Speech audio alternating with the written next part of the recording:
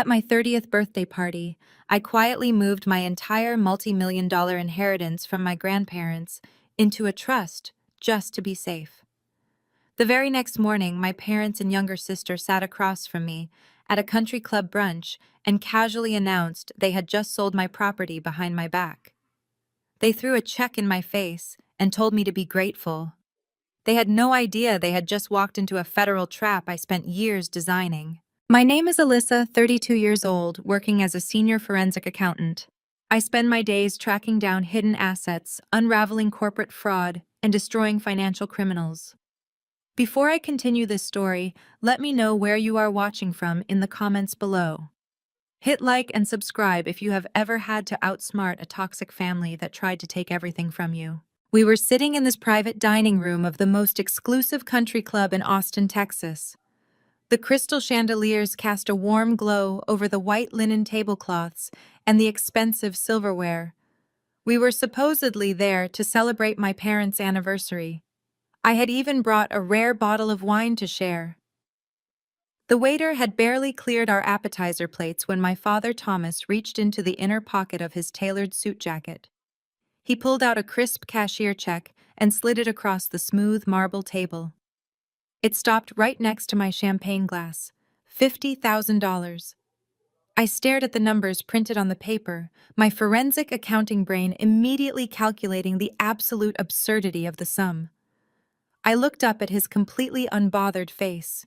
"Take it," Thomas commanded, adjusting his expensive tie with an air of absolute authority.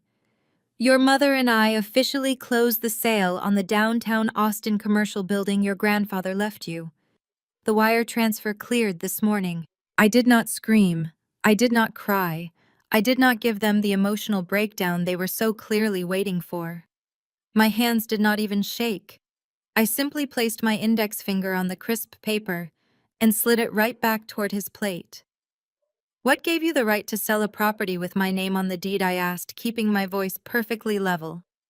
"Is this going to be an exact replay of the time you emptied my college fund to pay for Britney's disastrous European influencer tour?" My mother Brenda slammed her wine glass down hard enough to slosh expensive Merlot onto the pristine tablecloth.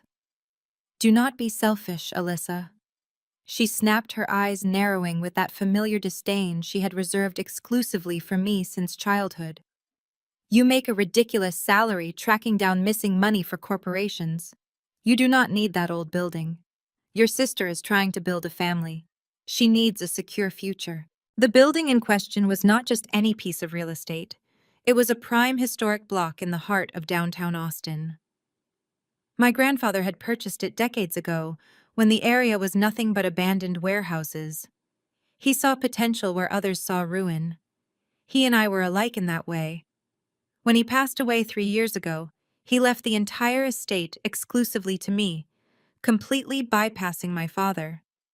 My grandfather knew exactly how financially reckless my parents were, and he knew they would liquidate his life's work to fund their superficial lifestyle.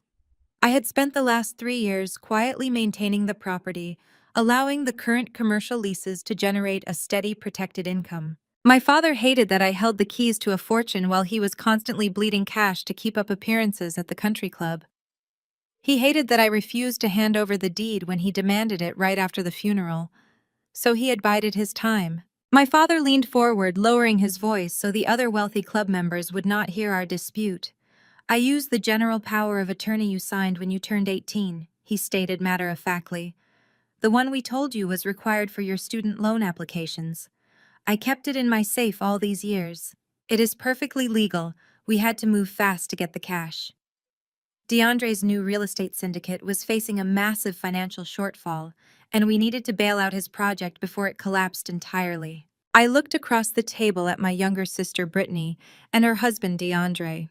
Brittany was 29, perpetually unemployed, yet dressed in head-to-toe designer labels completely subsidized by my parents. She sat there with a smug, entitled expression, absent-mindedly rubbing her flat stomach. Next to her sat DeAndre. He was a 33-year-old Black American man who loved to project the image of a wealthy real estate visionary. He wore a flashy suit that looked expensive from a distance, but was cheap up close, much like his business ventures. DeAndre ran sketchy investment schemes that consistently lost money, requiring my parents to constantly act as his personal bailout bank. They were all staring at me, expecting me to crumble. This was their pattern. They had spent my entire life taking from me to give to Brittany.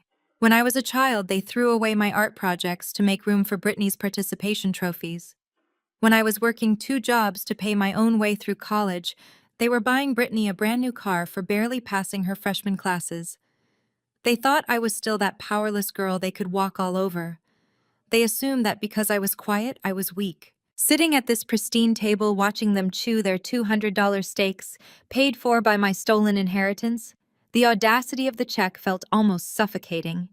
They were trying to throw me a bone, a pathetic allowance to keep me quiet while they stole millions to prop up my sister's failing husband. Instead of giving them the hysterical reaction they craved, I picked up the check again. I held it up to the light of the crystal chandelier above us, admiring the security watermarks, as if evaluating a piece of counterfeit art. $50,000, I said softly, letting the silence stretch around the table. A $50,000 buyout for a commercial property that was recently appraised at $4.2 million. My father scoffed, waving his hand dismissively. You do not know how to manage commercial real estate, Alyssa. You sit behind a desk looking at spreadsheets all day. You should be grateful we negotiated to get you anything at all from this deal. You owe this family for raising you. I lowered the check and smiled, a cold, calculating smile that made my mother physically recoil in her seat. The air in the room suddenly felt very heavy. You really think I am the same naive teenager from 14 years ago? I asked. DeAndre let out a loud, booming laugh that echoed off the mahogany-paneled walls of the private dining room. He leaned back in his leather chair, crossing one ankle over his knee, and aggressively swirled the amber liquid in his crystal glass. The ice clinked against the rim, a sharp, arrogant sound that perfectly matched his manufactured persona. Listen to yourself, Alyssa. DeAndre said, his tone dripping with the kind of thick condescension usually reserved for confused children. You are making this way more dramatic than it needs to be. I'm actually doing you a massive favor here. He took a slow, theatrical sip of his bourbon. He played the part of the high-rolling real estate guru, perfectly adjusting the cuffs of his flashy maroon suit jacket to ensure the massive gold watch on his wrist caught the light from the chandelier above us. Commercial real estate is not for the faint of heart, he continued, pointing his glass at me as if delivering a keynote speech. It takes vision. It takes serious capital. That old building of your grandfather is a massive liability. It is a crumbling mess of code violations, outdated electrical systems, and structural nightmares. You do not have the business acumen or the stomach to manage a property like that. My firm is acquiring it to develop a luxury mixed-use high-rise. We are taking a colossal tax burden off your shoulders. 50 grand is more than fair for a property you were just letting rot in the Texas sun. Brittany scoffed loudly from her seat, rolling her perfectly manicured eyes and crossing her arms over her designer blouse. God, Alyssa, you are so unbelievably ungrateful. DeAndre is stepping up to save this family, and you are throwing a fit over a building you never even visit. I turned my gaze to my younger sister.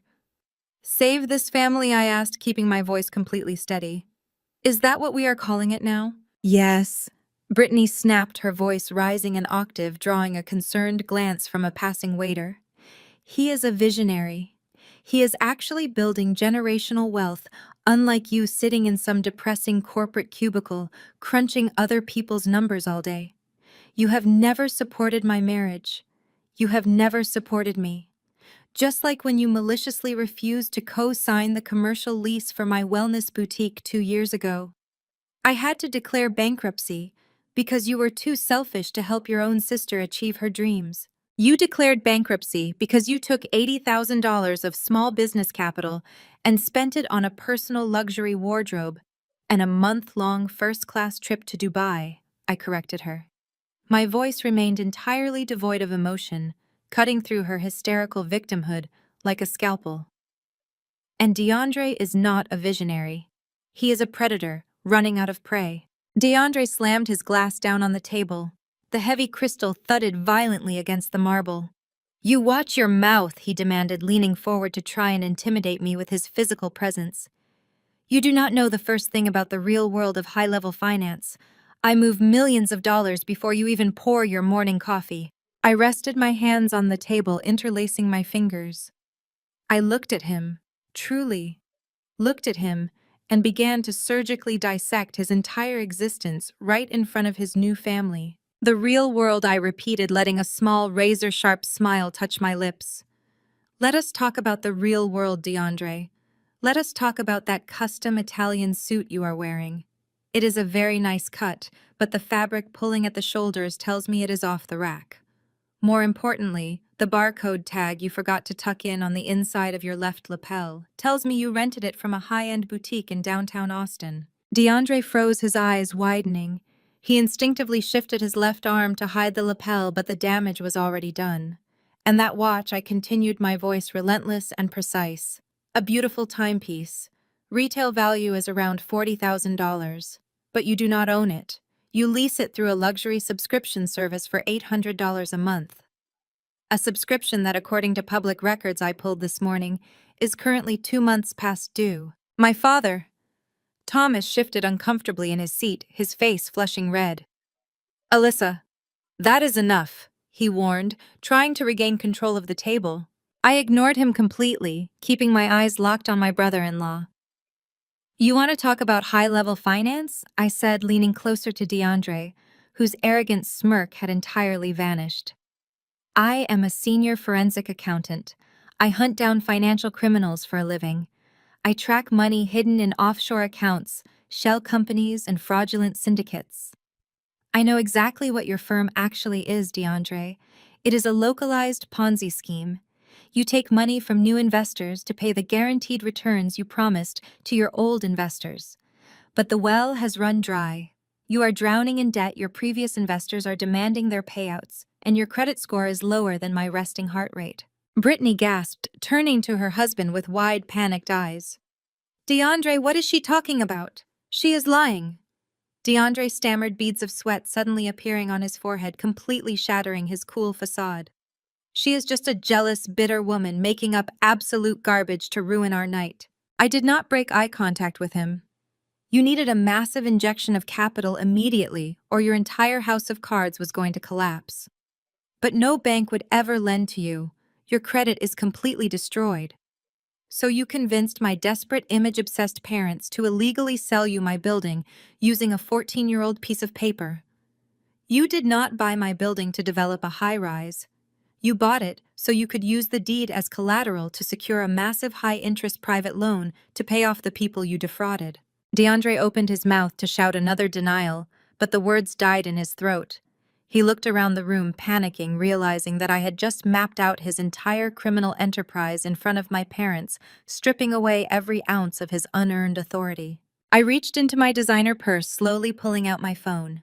The screen glowed brightly in the dim, elegant lighting of the dining room. I tapped the screen once, bringing up a highly secured banking dashboard, and slid the phone across the smooth marble table. It glided silently until it stopped right in front of DeAndre. By the way, I said, my voice dropping to a deadly whisper, check your business account. The $2 million loan you just leveraged against my building. I flagged it for suspicious activity 30 minutes ago. DeAndre snatched his phone off the marble table as if it were a live grenade. His manicured thumb aggressively tapped the screen, navigating to his banking app with frantic, jerky movements. I sat perfectly still and watched the exact moment his manufactured reality shattered. The blood drained from his face, leaving a sickly, ashen undertone beneath his skin. His breathing hitched loudly in the quiet dining room. He tapped the screen again, harder this time, his finger hitting the glass with an audible thwack, as if sheer physical force could change the bold red text glaring back at him. He shoved the screen toward my father. Thomas squinted at the bright phone display, and his confident patriarchal posture immediately collapsed. He slumped back into his chair, his mouth hanging open. Brenda let out a sharp, genuine gasp, her hand flying to clutch the string of pearls at her throat. The private dining room, previously filled with the quiet clinking of silver and crystal, suddenly felt like a high-pressure vacuum. The air was thick and suffocating. Brenda lunged across the table. Her fingers clamped down hard on my wrist, her perfectly manicured acrylic nails digging painfully into my skin. "Alyssa, call the bank right this second," she demanded. Her voice entirely abandoned its usual country club whisper, rising to a shrill, desperate pitch that caused two waiters by the door to turn and stare. "You call them right now and tell them you made a mistake. You tell them you approved the transfer. Do you hear me? You are not going to destroy your sister's marriage just because you are a bitter, jealous spinster who cannot find a man of your own." I looked down at her hand gripping my wrist, then slowly brought my eyes up to meet hers. The raw contempt in my gaze made her falter, but she did not let go. I deliberately reached over with my free hand, grabbed her wrist, and peeled her fingers off my arm one by one. I tossed her hand back toward her plate like it was a piece of dirty silverware. "I am not destroying anything, Mother," I said, my voice remaining dangerously calm. "DeAndre did that all by himself. And do not ever project your golden child's failures onto me again. You want to talk about destroying things? Let us talk about Brittany. Let us talk about the artisanal vegan candle company she started 3 years ago, the one you and Dad funded with $100,000 of your retirement savings. She bankrupted it in 6 months because she spent the entire manufacturing budget on an extravagant launch party. Let us talk about her luxury life coaching app the following year. Another $150,000 down the drain because she hired a celebrity public relations team to make herself look like a tech founder on social media instead of hiring software developers. I leaned forward, locking eyes with my mother. I spent the last 10 years working 80-hour weeks auditing fraudulent corporations, digging through financial garbage, and earning my CPA. I lived on instant coffee and cheap takeout to pay my own way through school. Meanwhile, you two subsidized a woman who has bankrupted 3 separate limited liability companies before her 30th birthday. You enabled her delusion, and now you are enabling his fraud. Brittany let out a loud theatrical sob, burying her face in her hands. She always knew exactly when to play the victim card to manipulate the room. "Mom, she is ruining my life!" Brittany wailed, her voice muffled by her hands, but loud enough to ensure everyone heard her misery. "She has always hated me. She has always been so jealous that you guys love me more. She just wants me to be as miserable and alone as she is. I am pregnant. I cannot handle this stress. She's going to hurt the baby with all this toxicity." DeAndre stood up suddenly, knocking his heavy wooden chair backward. It hit the carpeted floor with a dull thud. "Fix this, Alyssa," he ordered, pointing a trembling finger directly at my face. His suave, untouchable persona had completely evaporated, leaving behind a desperate, cornered man. "I have contractors waiting. I have private lenders breathing down my neck. If that $2 million does not clear by tomorrow morning, I am dead in the water. My whole firm goes under. You are going to pick up that phone, call the fraud department, and authorize the release of those funds right now." I picked up my champagne flute and took a leisurely sip, savoring the crisp bubbles. I was completely unfazed by the towering, angry man trying to intimidate me. "I cannot do that, DeAndre," I replied cheerfully, setting the glass back down on the coaster. As a licensed senior forensic accountant, overriding a legitimate fraud alert on a massive wire transfer tied to a suspicious real estate transaction would be a severe violation of federal banking regulations.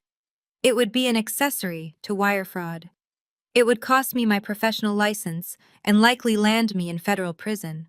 And unlike my sister, I actually value my career and my freedom. My father slammed both of his hands onto the table, making the china plates jump and rattle. The pale shock had left his face, replaced by a deep, furious crimson. He glared at me with absolute venom. For decades, Thomas had ruled our household through financial intimidation. If I ever stepped out of line, he cut off my resources.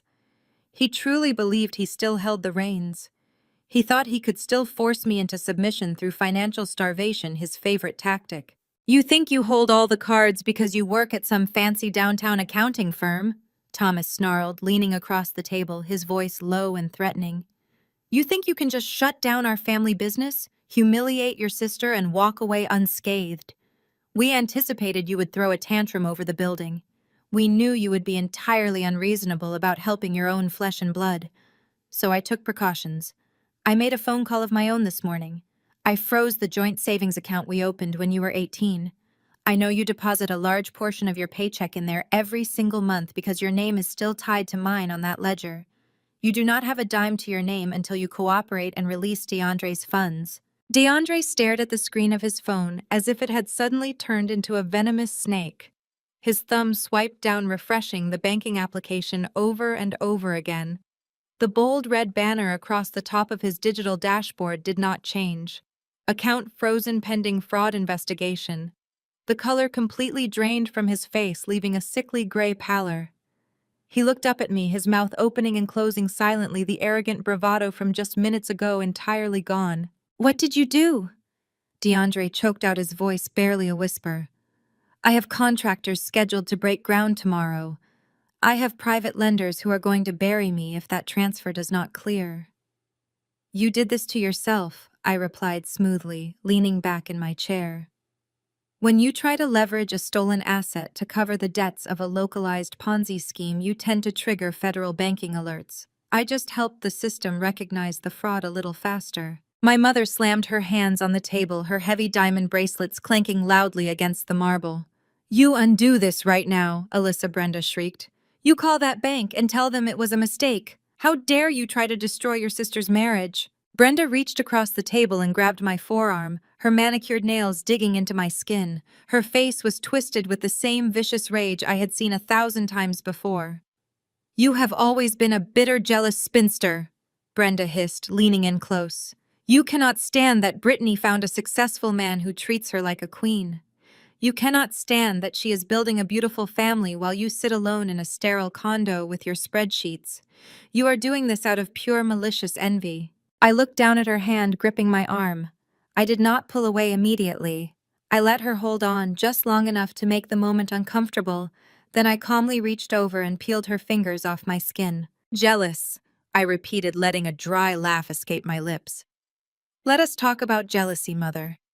Let us talk about the decade I spent working 80-hour weeks at a top accounting firm, building a spotless professional reputation. While I was doing that, you were busy funding Brittany's life. You expect me to be jealous of a woman who cannot even pay her own cell phone bill without Daddy dipping into his retirement fund. You think I am jealous of a man who has to defraud his own in-laws to keep his loan sharks at bay.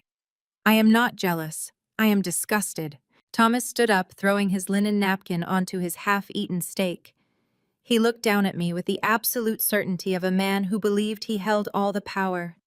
He buttoned his suit jacket with a practiced, arrogant motion. "We knew you would be difficult about this," Thomas said, his voice dropping into a cold, authoritative register. "We anticipated you would throw a tantrum over the building and try to sabotage DeAndre's deal. Your mother and I knew you would refuse to help your sister because you have always been entirely selfish. So I took precautions."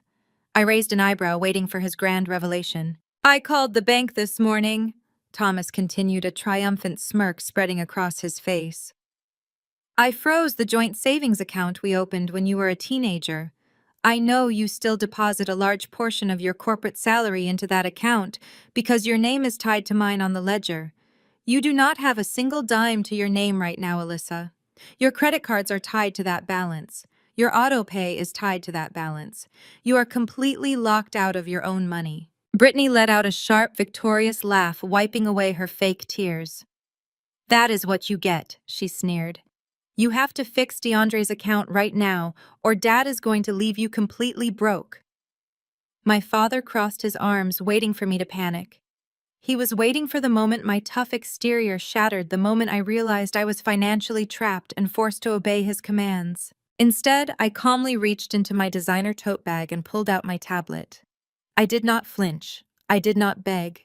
I pressed a few buttons on the screen and connected my device to the large flat-screen television mounted on the wall of our private dining room. The screen flickered to life, displaying my secure financial dashboard in crisp, undeniable high definition. "You really do not understand what I do for a living, do you, Dad?" I asked, turning my gaze back to him. "I am a forensic accountant. I track missing money. I follow paper trails that financial criminals try to burn. I see everything." I tapped the screen, bringing up a detailed, highlighted ledger. Did you really think I would leave my life savings in an account with your name on it? I asked, gesturing to the television. I tracked you secretly draining our joint account 5 years ago to pay for Brittany's lavish destination wedding. I watched you siphon off $30,000 to cover the catering because you were too proud to admit you were broke. You thought I did not notice the missing funds because I never said a word. But I document everything. I tapped the screen one more time. The display shifted to the current balance of the joint savings account he claimed to have just frozen. The number on the screen read exactly $1.00. Thomas stared at the television, his triumphant smirk vanishing instantly. His face drained of color as the reality of the situation hit him. I drained that account 2 years ago, I stated, my voice echoing clearly in the quiet room. I moved every single cent of my corporate income into a secure offshore trust that you cannot touch. I left exactly $1 in that joint account just to keep it open. My father stood frozen, unable to tear his eyes away from the screen. Brenda covered her mouth in shock, her eyes darting between me and her husband. But here is the best part, Thomas. I continued, leaning forward and resting my hands on the marble table. By calling the bank and executing a hostile freeze on an account you share with a certified fraud examiner, you tripped a highly sensitive internal security protocol. The bank is legally obligated to report hostile freezes involving large sums of missing money. In your desperate rush to lock me out of an empty account, you just triggered an automatic comprehensive audit by the Internal Revenue Service on your own personal tax returns. The silence in the room was absolute. DeAndre looked like he was going to be sick. Brittany was staring at her phone, completely lost. And since I have seen your sloppy bookkeeping, I said, picking up my purse and standing up from the table, I know exactly how much undeclared income you have been hiding to subsidize Brittany's fake lifestyle. Enjoy the audit, Dad. Dinner is on you. The pristine quiet of my accounting firm was practically a sacred law. Located on the 40th floor of a downtown Austin high-rise, the office was a sanctuary of glass walls, polished chrome, and hushed conversations involving billions of corporate dollars. I was at my desk reviewing a particularly complex offshore shell company structure when the unmistakable sound of my mother shouting shattered the morning silence. "I need to speak to whoever is in charge of this place right now," Brenda shrieked. Her voice echoed down the long carpeted hallway, drawing the attention of every senior partner and junior associate within earshot. She pushed past our terrified receptionist, waving a heavily manicured finger in the air. I stood up slowly, smoothing the skirt of my tailored suit, and watched through the glass walls of my office as my family descended, like a localized hurricane. Thomas marched right behind her, his face a mottled, unhealthy shade of purple, while DeAndre trailed them, looking less like a visionary real estate mogul and more like a man walking to his own execution. My managing partner, David, stepped out of his corner office. David was a ruthlessly effective former federal prosecutor who had built this firm into a fortress of forensic accounting. He crossed his arms over his chest, his expression completely unreadable, as he watched my parents storm toward my workspace. I caught his eye and gave a single calm nod. He leaned against the doorframe, clearly deciding to let me handle the circus before calling building security. Alyssa, Thomas bellowed, shoving my glass door open so hard it bounced against the stopper. "You are going to fix this. You are going to fix what you did to my bank accounts, and then you are going to resign. I will not have a thief working in a respectable financial institution." Brenda elbowed her way past him, planting her hands firmly on my mahogany desk. "She is a thief," Brenda announced loudly, ensuring that David and the gathering crowd of associates could hear every word. "She stole her own family's money. She hid her income, she triggered an IRS audit to destroy her father, and she is actively trying to sabotage her brother-in-law's legitimate business deal. You need to fire her immediately before she embezzles from your clients." I did not raise my voice. I did not break character. I simply opened the bottom drawer of my desk, unlocked it with a biometric scan, and pulled out a heavy black leather binder. I dropped it onto the center of my desk with a resounding thud that made my mother flinch. "I want to explain something to you," I said, speaking slowly and clearly, using the exact tone one might use to explain basic arithmetic to a stubborn toddler. You came into a forensic accounting firm to accuse a senior auditor of theft. That is remarkably stupid even for you. I flipped the heavy binder open. The pages inside were densely packed with transaction logs, highlighted bank transfers, and notarized property records. This is a legally binding ledger of the grandfather's estate, spanning the last 10 years, I explained, turning the ledger so it faced them. Let us talk about who the real thieves are, shall we? 7 years ago, Thomas, you illegally transferred $45,000 from the estate maintenance fund to cover your country club dues and a golf trip to Scotland. 5 years ago, Brenda, you forged my grandfather's signature on a power of attorney document that allowed you to withdraw $200,000 to pay for Brittany's ridiculous destination wedding in Cabo. My parents froze. The righteous indignation vanished from their faces, replaced by a sudden creeping terror. You bled his estate dry while he was still alive. I continued, tapping my index finger against the meticulously documented pages. You misappropriated exactly $482,000 over a decade. I tracked every dime. I verified every IP address used for the digital transfers. I even pulled the surveillance footage from the bank branches where you made the fraudulent cash withdrawals. I did not steal anything. I simply stopped you from stealing the one asset he managed to protect by leaving it exclusively to me. David let out a low, appreciative whistle from the doorway. He was a man who respected bulletproof documentation above all else. Thomas swallowed hard, his eyes darting toward David and the other accountants watching the spectacle. You cannot prove any of that, he muttered, though his voice lacked any real conviction. I am a forensic accountant, Dad, I reminded him gently, proving it is literally what they pay me to do. If you do not leave this office right now, I will hand this entire binder over to the local district attorney before my lunch break. Brenda looked like she was about to faint. She grabbed Thomas by the sleeve, tugging him backward toward the door. Thomas looked completely defeated, his grand plan of financial intimidation totally dismantled by basic, undeniable facts. They had nothing left. But DeAndre was not retreating. The panic that had been simmering in his eyes since the restaurant last night had boiled over into something frantic and highly dangerous. He shoved his way past my parents, stepping directly up to my desk. He reached into his jacket pocket and pulled out a thick, legal-sized envelope. He slammed a stamped, notarized document down directly on top of my ledger. You think you are so smart? DeAndre sneered, spit flying from his lips as he leaned across the desk. You think you can just lock me out of my accounts and undo this? You are too late, Alyssa. I glanced down at the paper. It was the property deed to my grandfather's downtown Austin building. But it was not just a copy. It bore the unmistakable blue ink stamp of the county clerk's office. The sale is already registered with the county, DeAndre declared, his voice trembling with a mixture of terror and dark triumph. The title transfer is officially on the public record. That building belongs to my firm now, and you cannot stop what has already been set in motion. I kept my face perfectly still, but a cold spike of genuine concern hit my stomach. County registration usually took days. He had paid someone off to expedite it. I already leveraged the property. DeAndre continued, leaning in closer, a desperate, manic grin spreading across his sweating face. I did not just get a loan from a bank. Banks ask too many questions. I took a non-refundable $1 million deposit from a private third-party investor.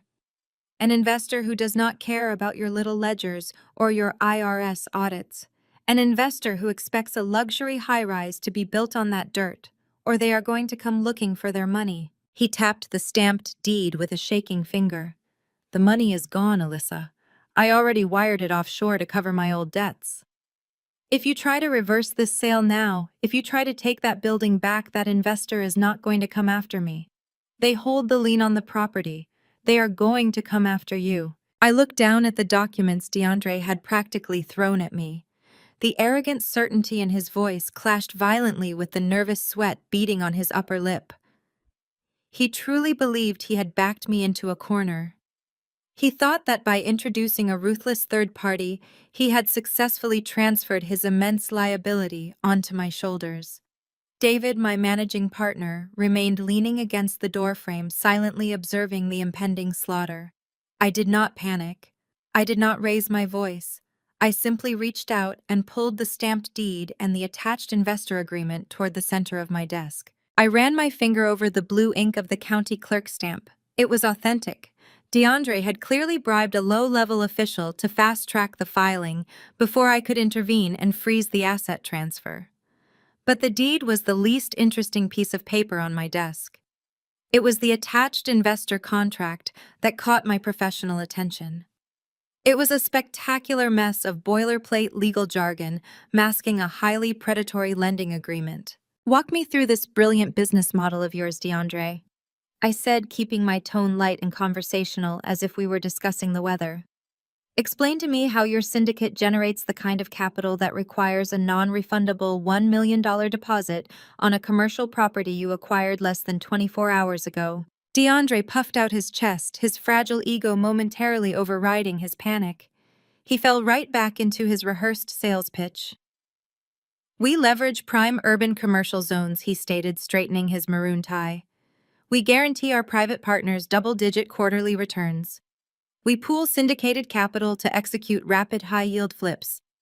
My firm acts as the aggressive intermediary. This investor saw the immense value of the downtown lot and wired the deposit to secure the development rights. It is standard high-level commercial strategy. I let out a sharp, genuine laugh. It is standard financial suicide, I corrected him, picking up a red pen. Double-digit quarterly returns in the current Austin commercial real estate market are a mathematical impossibility. You are not executing rapid flips. You are pooling new money from fresh victims to pay off the initial investors before they realize there are no actual profits being generated. It is the textbook definition of a Ponzi scheme.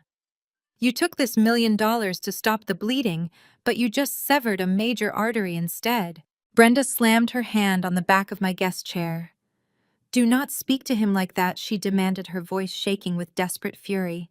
He is a legitimate businessman. He is trying to build an empire for your sister. He is a serial con artist, mother, I snapped, dropping the red pen. The sharp clatter echoed in the quiet office. This is exactly what he did 3 years ago.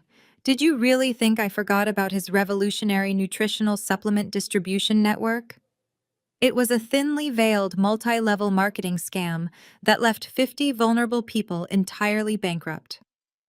You and Dad quietly paid out over $400,000 in out-of-court settlements to keep him out of federal prison.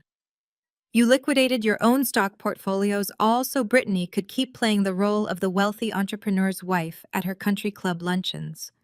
You enabled a fraudster then, and you are enabling a fraudster now just to protect a delusional fantasy. Thomas stepped forward, his face pale and drawn. That was different, he insisted, though his voice lacked any real authority. He was young. He made some operational mistakes. This is backed by hard real estate. There is a legitimate third-party investor holding a lien on your property, Alyssa. You have to honor the contract or they will come after you for the deposit. I turned my attention back to the hastily printed investor agreement.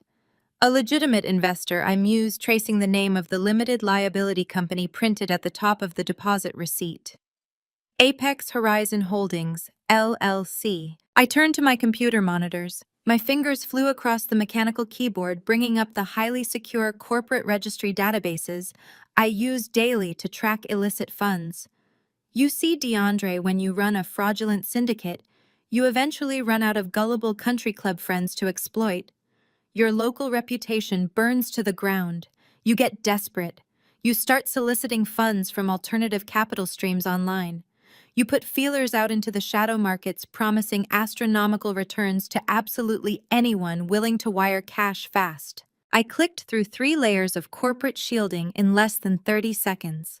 The screen reflected a complex web of shell companies, blind trusts, and offshore routing numbers.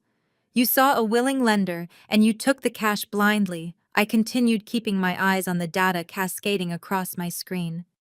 You did not run a single background check.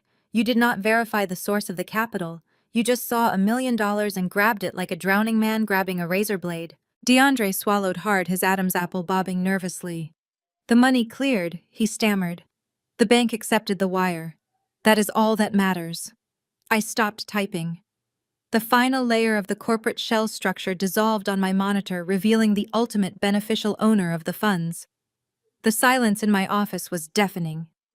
Even David pushed himself off the doorframe, stepping slightly closer to view the screen. I looked up from the monitors, locking my eyes directly onto DeAndre. I let a slow, chilling smile form on my face. DeAndre, this third-party investor? I said, my voice dropping to a deadly, perfectly articulated whisper. Did you realize you just took $1 million from a shell company tied directly to the Gulf Coast cartel? DeAndre stared at the glowing monitor, as if it were a bomb about to detonate. The blood entirely abandoned his face, leaving his skin a sickly ashen gray. He stumbled backward, his shoulders hitting the glass wall of my office with a dull thud. "You are lying!" DeAndre stammered, raising a trembling hand to wipe the thick layer of sweat forming across his forehead. "You altered that data. You are just trying to scare me into backing down." Apex Horizon is a legitimate investment group out of Miami. My broker vetted them. "Your broker is an idiot who is going to end up in a federal penitentiary," I replied, my voice steady and completely devoid of sympathy. "Or worse, he is going to end up answering to a cartel lieutenant who wants to know why their clean money is tied up in a frozen Texas real estate transaction."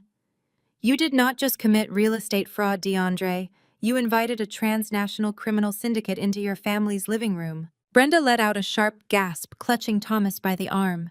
"Thomas, do something," she demanded, her voice shrill with rising panic. "Tell her to stop making up these ridiculous stories." Before my father could formulate another pathetic defense, the heavy oak doors of our suite swung open down the hall. A man in a sharply tailored, overly shiny silver suit marched down the corridor. He carried a leather briefcase and wore an expression of unwarranted supreme confidence. He shoved past a junior associate and stepped directly into my office, coming to a halt next to DeAndre. "This is Marcus Vance." DeAndre announced, his chest puffing out slightly as he tried to regain a fraction of his shattered bravado. "He is my primary legal counsel. I called him on the way up here." Vance did not bother with pleasantries. He placed his briefcase on one of my guest chairs, snapped the brass latches open, and withdrew a thick stack of legal documents.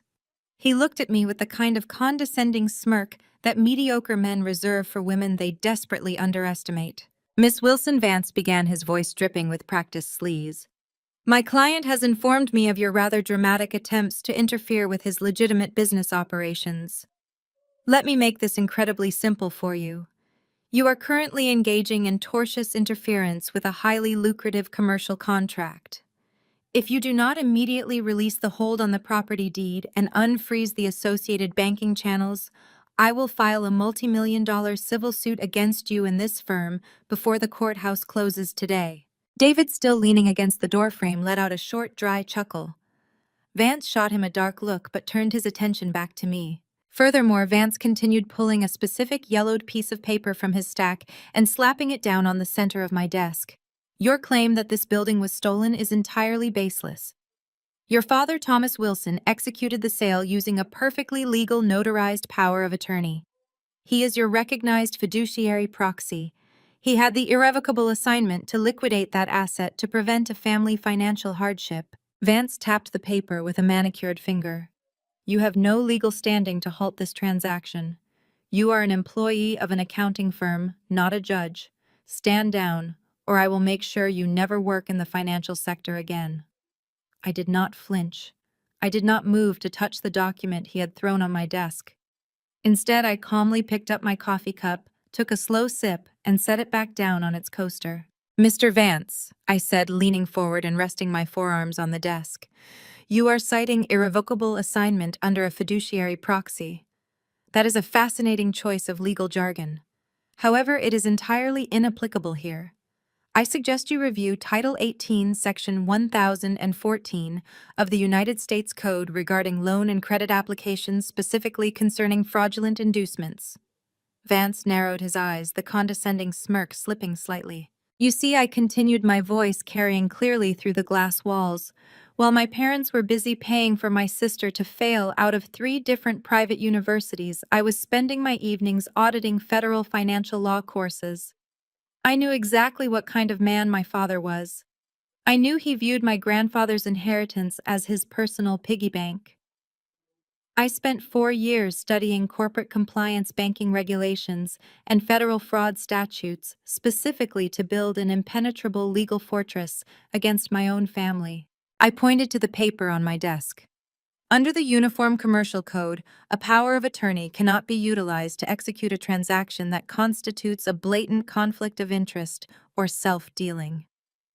Your client Thomas used this document to sell an asset to his own son-in-law for exactly $0, just so DeAndre could leverage it for $1 million cartel loan to cover his failing Ponzi scheme. That is not a fiduciary action. That is a textbook conspiracy to commit wire fraud. Vance opened his mouth to argue, but I cut him off smoothly.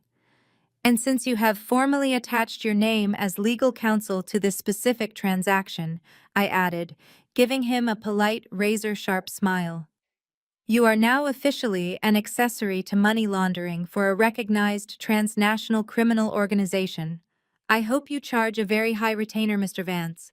You are going to need it for your own defense attorney. The silver-suited lawyer stared at me, his mouth opening and closing silently. He looked down at the documents in his hands, suddenly treating them like they were coated in toxic waste. He took a slow, deliberate step away from DeAndre. Thomas leaned heavily against the wall, his breathing ragged. Brenda was completely silent, staring at me as if I were a stranger. They had come here to bully me, to use the weight of family obligation and legal threats to force my submission. They had completely failed to realize that I had spent my entire adult life preparing for this exact battle. I slowly stood up from my leather chair, smoothing my jacket. I looked down at the yellowed piece of paper Vance had thrown on my desk. I reached out and picked it up by the corner. I looked directly at my father, who was watching me with wide, terrified eyes. I offered him a chilling, absolute smile. Your power of attorney is from when I was 18, I said, dropping the worthless paper into the trash can next to my desk. It is cute. But let me show you what I did on my 30th birthday. The silence in my office was absolute, broken only by the hum of the central air conditioning and the ragged, panicked breathing of my brother-in-law. I turned my back on my family for a brief moment, stepping toward the heavy steel safe concealed behind the abstract painting on my back wall. I spun the dial, the metallic clicks echoing sharply against the glass. I pulled open the heavy door and retrieved a thick, genuine leather folder. It was bound with a thick cord and sealed with a heavy imprint of crimson wax. The insignia of our firm's private wealth management division was pressed clearly into the seal. I walked back to my desk and dropped the folder right next to DeAndre's fraudulent county deed. The heavy thud made Thomas jump. My 30th birthday was a milestone you all conveniently forgot, I said, looking directly at my mother. You were too busy organizing Brittany's extravagant baby shower to send so much as a text message. But I did not mind. While you were booking ice sculptures and hiring classical harpists with stolen money, I was sitting in this exact office with David finalizing my future. I broke the wax seal with a sharp, satisfying snap. I pulled out a stack of crisp, watermarked legal documents and spread them across the polished mahogany surface. This is the Theodore Heritage Trust. I explained, my voice echoing with absolute authority. It is a blind, irrevocable trust. Do you know what the word irrevocable means in the context of federal asset protection, Thomas? My father stared at the papers, his face draining of whatever color it had left. He shook his head slightly, completely out of his depth. Marcus Vance, however, understood immediately. The sleazy lawyer took another step back toward the door, his eyes wide with professional terror. It means the transfer cannot be undone, I stated, answering my own question. 2 years ago, I transferred the sole deed of my grandfather's downtown Austin building directly into this trust. I relinquished my personal individual ownership of the property. I placed it under the protective umbrella of a corporate entity governed by a strict board of trustees. David is the primary executor. I am merely the primary beneficiary. I picked up the stamped county deed DeAndre had slammed onto my desk just minutes ago. I held it up to the morning light filtering through the floor-to-ceiling windows. Let us look closely at your paperwork, DeAndre, I instructed. Let us look at the seller signature line. Thomas signed his name as my proxy. He used a defunct 18-year-old power of attorney to sell a commercial asset on behalf of Alyssa Wilson, the individual citizen. I dropped the fake deed onto the floor. It fluttered down, landing on the toe of DeAndre's expensive Italian loafer.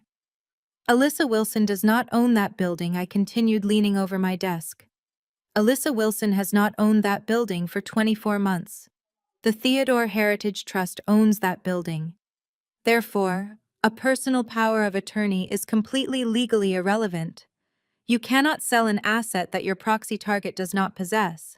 Brenda gripped the edge of my desk, her knuckles turning white. What are you saying? She demanded, her voice barely a whisper. Speak English, Alyssa. I will make it exceptionally simple for you, Mother, I said, turning my cold gaze to her. You and Dad went to the county clerk. You presented old documents. You swore under penalty of perjury that you had the legal right to liquidate an asset. You signed official government transfer documents claiming ownership of a multi-million-dollar commercial lot.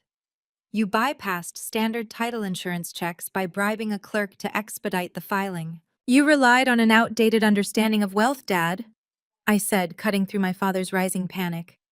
You assumed that because you controlled the checkbook when I was a teenager, you would always hold the keys to my life. You thought a simple piece of paper signed by a naive 18-year-old girl would forever trump a team of corporate lawyers.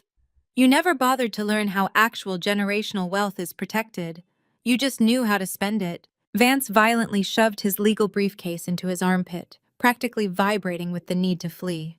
I am formally withdrawing my representation of this client. Vance blurted out, his slick demeanor entirely vanished.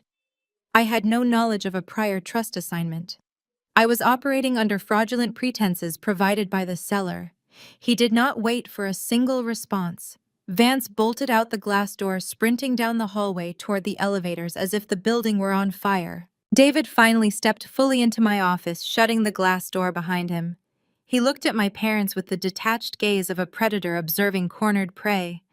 He picked up the trust documents, verifying the seals and signatures before placing them safely back into the leather folder.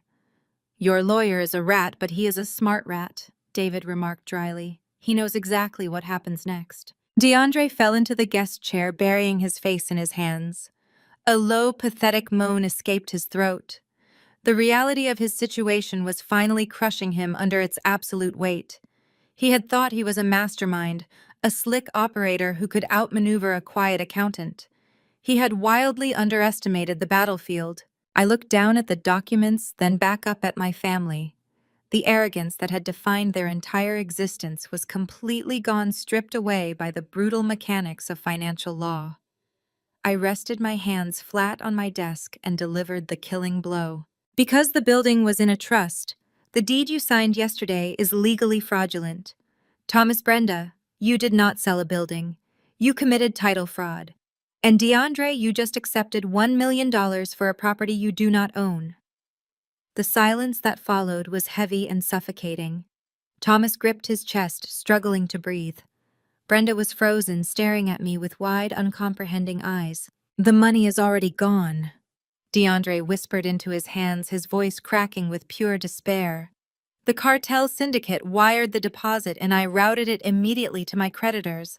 I cannot get it back. I cannot refund them. Then you have a very serious logistical problem, I replied, sitting back in my chair. Because tomorrow morning, an organization known for extreme physical violence is going to realize they just paid $1 million for a fake piece of paper. And they are not going to file a civil lawsuit, DeAndre. They are going to send people to collect. Thomas's face transitioned from a sickly pale to a dangerous mottled crimson. He stepped toward DeAndre, his hands balling into tight fists at his sides. The reality of his own severe legal exposure had finally pierced through his decades of arrogant entitlement. You told me you had a legitimate buyer, Thomas roared, the sound bouncing harshly off the glass walls of my office. You stood in my living room and swore to me that this was a standard high-end syndication deal. You never mentioned a shell company, and you certainly never mentioned a cartel, you incompetent fool. You involved me in international money laundering. DeAndre shoved Thomas backward, his own rising panic morphing into vicious cornered defensiveness. Do not try to pin this entirely on me, Thomas. DeAndre spat, his chest heaving. You are the one who brought me that useless piece of paper. You sat in my office, drank my expensive scotch, and guaranteed me that the power of attorney was absolutely bulletproof. You swore Alyssa had no legal recourse and that we could bypass the standard title insurance delays. You handed me the matches, and now you are complaining about the fire. Brenda wedged herself between the two men, her heavy diamond bracelets clanking against their chests as she pushed them apart. Stop it, she shrieked, her voice cracking under the immense strain. Both of you stop right now. We are a family. We just need to figure out how to force her to transfer the deed properly before this gets out of hand. I sat perfectly still, resting my chin on my steepled fingers, and observed the spectacular implosion of their unholy alliance. There is a distinct fascinating moment in fraud investigations when co-conspirators realize the ship is actively sinking beneath their feet. The fierce loyalty they pretended to share instantly evaporates, replaced by a desperate animalistic instinct to use each other as human shields. Before Brenda could attempt to negotiate her way out of a federal wire fraud conspiracy, the heavy glass door to my office was shoved open once again. Brittany stood in the threshold, her designer maternity dress clinging tightly to her swollen belly. Her face was streaked with perfectly applied waterproof mascara, tears her lower lip trembling in a practiced display of distress. She must have received a panicked, incoherent text message from Brenda the moment David mentioned the district attorney. Alyssa, what are you doing? Brittany wailed, rushing into the room and immediately clinging to DeAndre's arm. Mom texted me that you are trying to steal DeAndre's building and ruin his business deal. How could you be so entirely selfish? I did not even blink. It is my building, Brittany, and DeAndre does not have a business deal. He has a very serious debt collection problem with a transnational criminal syndicate. Brittany let out a loud, dramatic sob, pressing a manicured hand to her forehead as if she were on the verge of collapsing. She leaned heavily against DeAndre, looking at me with wide, pleading eyes. You have to fix this right now, Alyssa, she cried, her voice reaching a shrill, hysterical pitch that grated against my ears. You are deliberately trying to destroy my marriage. I am 6 months pregnant. The doctor explicitly said I cannot have any stress. If anything happens to this baby because you are throwing a jealous tantrum over a stupid piece of real estate, it will be entirely your fault. I leaned back in my leather chair, completely immune to the performance. You have played the fragile, victimized card for 30 years, Brittany. I said, my voice cutting through her theatrical sobbing like a surgical blade. You used those exact same tears when you totaled my car in high school and convinced Dad I was the one driving so you would not lose your allowance. You used that exact same manufactured panic when you convinced Mom to drain my college savings account to fund your first failed clothing boutique. Brittany's fake sobs hitched in her throat, her eyes flashing with a sudden venomous glare. You weaponize your fragility to avoid accountability, but it does not work on me anymore, I continued coldly. I do not care if you are pregnant, Brittany. Biology does not grant you immunity from the federal consequences of your husband's fraud. You married a grifter because he bought you expensive bags and funded your country club lifestyle, and now the bill is due. Brittany gasped, turning frantically toward our father for her usual rescue. Dad, make her stop. Make her sign the papers. Fix this. But Thomas was not looking at Brittany. He was staring at the floor, his breathing shallow and rapid, his hands trembling slightly at his sides. For the first time in his life, he had encountered a problem that could not be solved by screaming, throwing money, or blaming me. DeAndre began pacing the narrow strip of carpet between my desk and the door, pulling frantically at his hair. We just need a bridge loan, he muttered to himself, his eyes wide and unfocused. Thomas, you can liquidate your retirement accounts. If we just return the principal today, they will walk away. We just need $1 million in cash right now. I do not have $1 million. Thomas barked, his voice laced with pure, unadulterated terror. I do not even have half of that. Brenda and I are leveraged to the hilt paying for Brittany's lifestyle. Suddenly, a sharp, violent, buzzing vibration interrupted the heavy breathing in the room. Everyone froze. The sound was coming from the inside pocket of DeAndre's suit jacket. He slowly reached inside and pulled out a sleek black burner phone. The screen was illuminated in the dim light, displaying a restricted international number. DeAndre stared at the glowing screen, as if it were a live grenade. His thumb hovered over the red reject button, his hand shaking so violently he nearly dropped the device onto the floor. "Answer it, DeAndre," I commanded softly, the absolute authority in my tone, leaving him no room to argue. Ignoring them will only accelerate their timeline. He swallowed hard, a visible gulp of terror, and pressed the green button. He did not bring the phone to his ear. Instead, his trembling fingers activated the speakerphone, and he dropped the device onto the polished wood of my desk. The voice that echoed through my office was incredibly calm, entirely devoid of anger, and completely terrifying. It was the voice of a man who viewed human life as a simple, disposable ledger entry. "Mr. Davis," the voice stated smoothly, cutting through the absolute silence of the room. "We have received notification from our internal auditors that the property deed you provided as collateral has been flagged as legally fraudulent. We do not tolerate bad faith transactions within our organization." DeAndre leaned over the desk, his voice a pathetic, high-pitched squeak. "I can fix it. There was a clerical error with the county filing. I just need a little more time to clear the title." "Time is not the currency we deal in," the voice replied, the tone dropping several degrees colder. "You have until midnight tonight to wire the full $1 million principal back to our primary routing account. If the funds are not cleared by exactly 12 a.m., we will consider the contract permanently breached. At that point, we will no longer be interested in your real estate. We will come to collect your physical assets instead." The line went dead, leaving a harsh dial tone echoing in the sterile office. The harsh, rhythmic dial tone of the burner phone blared through my office, acting as the starting bell for the sheer panic that immediately swallowed the room. DeAndre stared at the black device on my desk, as if a venomous snake had just coiled itself next to his hand. He stumbled backward, hitting the edge of a filing cabinet, and sliding down the wall until he hit the floor. His breath came in ragged, shallow gasps. Thomas was clutching his chest, his eyes darting frantically toward the door, clearly calculating if he could make it to his car before the cartel assassins arrived in the lobby. Brittany had completely abandoned her previous outrage. Her hands shielded her face as she backed into the furthest corner of the office, trembling uncontrollably. The illusion of their invincibility had evaporated in less than 60 seconds. They were no longer the arrogant elites demanding compliance. They were trapped, terrified, and out of time. Brenda watched the absolute terror paralyze her golden son-in-law and her favored daughter. She slowly turned her head to look at me.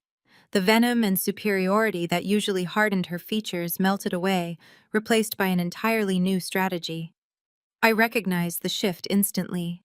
When intimidation failed, my mother always resorted to the one weapon she believed was universally effective. Tears welled up in Brenda's eyes, spilling over her perfectly powdered cheeks.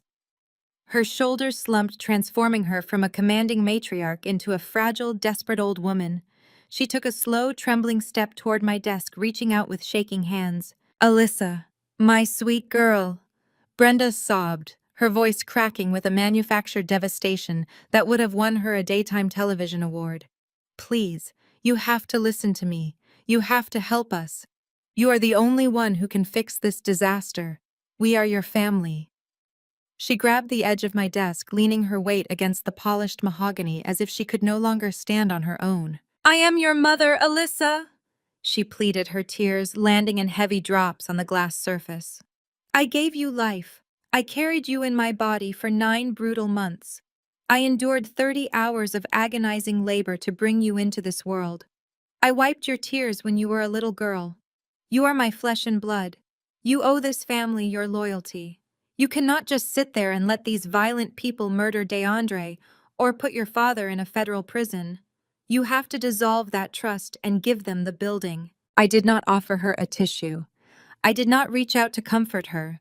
I remained perfectly still, watching her theatrical breakdown with the clinical detachment of a scientist observing a predictable chemical reaction. Loyalty.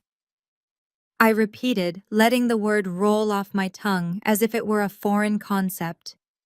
You want to invoke the sacred bond of motherhood to save a grifter from a cartel. That is a fascinating strategy, Mother. Let us talk about your maternal loyalty. Let us talk about the winter I turned 22. Brenda's sobs hitched in her throat.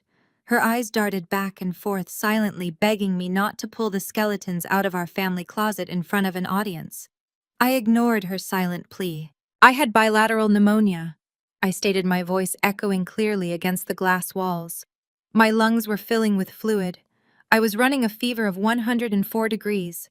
I drove myself to the emergency room because I could barely breathe. The triage nurse admitted me straight to the intensive care unit. I was terrified. I called you from my hospital bed, begging you to come sit with me because the doctors were discussing putting me on a ventilator. Thomas looked away suddenly, finding the pattern of the carpet fascinating. Brittany kept her face hidden in her hands. Do you remember where you were, Mother? I asked, leaning slightly forward. Do you remember what you told me when your daughter was lying in a hospital bed, suffocating? Brenda opened her mouth, but no sound came out. Her tears flowed faster, but the manipulative edge had vanished, replaced by genuine cornered shame. You told me to stop being dramatic and ask a nurse for some cough syrup, I said, delivering the memory with absolute freezing precision. You told me that you and Brittany were at an exclusive invite-only spa retreat in Sedona. You said the mud baths were entirely non-refundable, and you simply could not disrupt your relaxation schedule just because I caught a winter cold. I spent 4 days in the intensive care unit completely alone. I watched other patients receive flowers, balloons, and visitors while I stared at a blank wall listening to the heart monitors. Alyssa. I did not understand how serious it was. Brenda cried out, reaching across the desk to grab my sleeve. I swear to you, if I had known it was life-threatening, I would have been on the first plane back to Texas. I am so sorry. Please, I am begging you. Do not let my mistakes condemn this entire family. DeAndre will be killed. You have the power to stop this. Just dissolve the trust. Sign the papers and give us the deed. I will do anything you want. She fell to her knees, her designer dress pooling around her on the floor. She clasped her hands together in a prayerful gesture, weeping loudly. It was the ultimate display of submission, a desperate gamble to crack my resolve. I looked down at the woman who had spent 3 decades making me feel entirely invisible and fundamentally worthless. I felt absolutely nothing. The well of my empathy had dried up years ago, drained by a lifetime of their casual cruelty. You did not care if I stopped breathing when I was 22? I said, my voice barely above a whisper, yet loud enough to command the room. And I do not care if your son-in-law stops breathing tonight. Your tears mean nothing to me. They are just another currency you are trying to spend because your bank accounts are empty. Brenda wailed, burying her face in the side of my desk. Thomas finally moved, stepping forward to pull his wife off the floor. Alyssa, please. Thomas begged, his voice stripped of all its former arrogance. We will give you anything. I will sign over my entire remaining estate to you. I will publicly apologize. Just undo the trust. Give us the building back so we can survive this day. I stood up, towering over my broken parents. I gathered the wax-sealed documents, neatly tapping the edges against the desktop to align the pages. I cannot dissolve the trust even if I wanted to, I announced, dropping the heavy folder back onto the center of the desk. An irrevocable trust requires absolute consensus to dissolve. My signature alone is entirely legally meaningless. The federal charter explicitly mandates that any alteration, dissolution, or transfer of the primary asset must be formally authorized and signed by the assigned co-trustee. DeAndre scrambled up from the floor, his eyes wild with a sudden desperate hope. Who is it? He shouted, wiping the sweat from his eyes. Who is the co-trustee? We can pay them off. We can offer them a percentage of the sale. Tell me who it is. Right on cue, the heavy oak door at the end of the suite swung open with a resounding click. The steady, measured sound of footsteps echoed down the corridor, growing louder as the figure approached my office. I watched the blood drain entirely from my father's face as the man stepped through the glass doorway. The heavy oak door swung open with a slow, deliberate creak that silenced the entire room. The frantic pacing, the hysterical sobbing, the desperate pleas all ceased instantly. Stepping through the threshold was Silas Sterling. At 72 years old, Silas moved with the predatory grace of a man who had spent 5 decades dismantling rival corporations for sport. He wore a charcoal bespoke three-piece suit, his silver hair perfectly combed, his piercing gray eyes locking onto my father with an expression of unadulterated contempt. Silas was not just a senior partner at the most ruthless law firm in Texas. He had been my grandfather Theodore's closest friend, his primary legal counsel, and his original business partner. Thomas staggered backward, knocking over a stack of legal volumes on his way down. Silas, he choked out the remaining blood draining from his face. "What are you doing here?" Silas did not acknowledge my father. He walked past DeAndre, ignoring him entirely, and approached my desk. He offered me a brief, respectful nod. "You handled the initial assault perfectly, Alyssa," Silas said, his deep baritone voice resonating through the office. "Theodore would be immensely proud of your composure today." I gestured to the open leather folder on my desk. They were under the distinct impression that my signature alone could liquidate the trust, Silas. I believe they need a harsh lesson in corporate governance. Silas slowly turned to face my father. Thomas gripped the back of a leather chair to keep his knees from buckling. Brenda had stopped her theatrical crying, staring up at the imposing attorney with genuine dread. "You always were a remarkably slow learner." Thomas Silas began buttoning his suit jacket. "Did you honestly believe Theodore would leave a multi-million-dollar commercial asset unprotected in the hands of a 20-something girl, knowing full well you would circle like a vulture the second you needed cash? Your father knew exactly what kind of financial parasite you were. He knew you would eventually try to cannibalize her inheritance to cover your own catastrophic mistakes." "That is my father you are talking about?" Thomas stammered, attempting to summon a shred of dignity. "He trusted me to manage this family." "He trusted you to ruin it," Silas corrected sharply. "And you have exceeded his darkest expectations." When Theodore drafted his final will, he came to my office. We spent 3 weeks building a legal fortress around Alyssa. We established the Theodore Heritage Trust with me as the irrevocable co-trustee. The mandate was simple.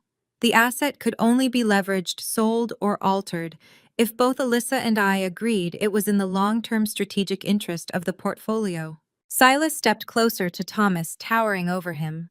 "Funding a cartel bridge loan for your grifter son-in-law does not meet our fiduciary standard, Thomas." DeAndre let out a strangled gasp from the corner, but Silas did not even look his way. Instead, the older man reached into his breast pocket and withdrew a thick, sealed envelope. The paper was slightly yellowed, bearing my grandfather's personal monogram. "Theodore left a series of directives to be opened only if you attempted to subvert the trust," Silas explained, his eyes fixed on Brenda and Thomas. "I opened this particular letter yesterday morning when my fraud division flagged your fraudulent deed transfer at the county clerk's office. I think you need to hear exactly what your father thought of you." Silas broke the seal and unfolded the heavy parchment. He read the words with brutal, precise articulation. "To my son Thomas and his wife Brenda," Silas read aloud.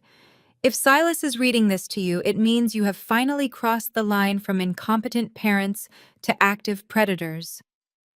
For 30 years, I watched you coddle Brittany, shielding her from every consequence and turning her into a fragile, useless vanity project.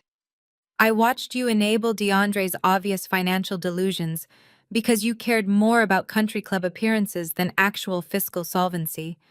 But worst of all, I watched you systematically punish Alyssa for being the only person in this family with a spine." Brenda let out a sharp cry, covering her mouth with both hands.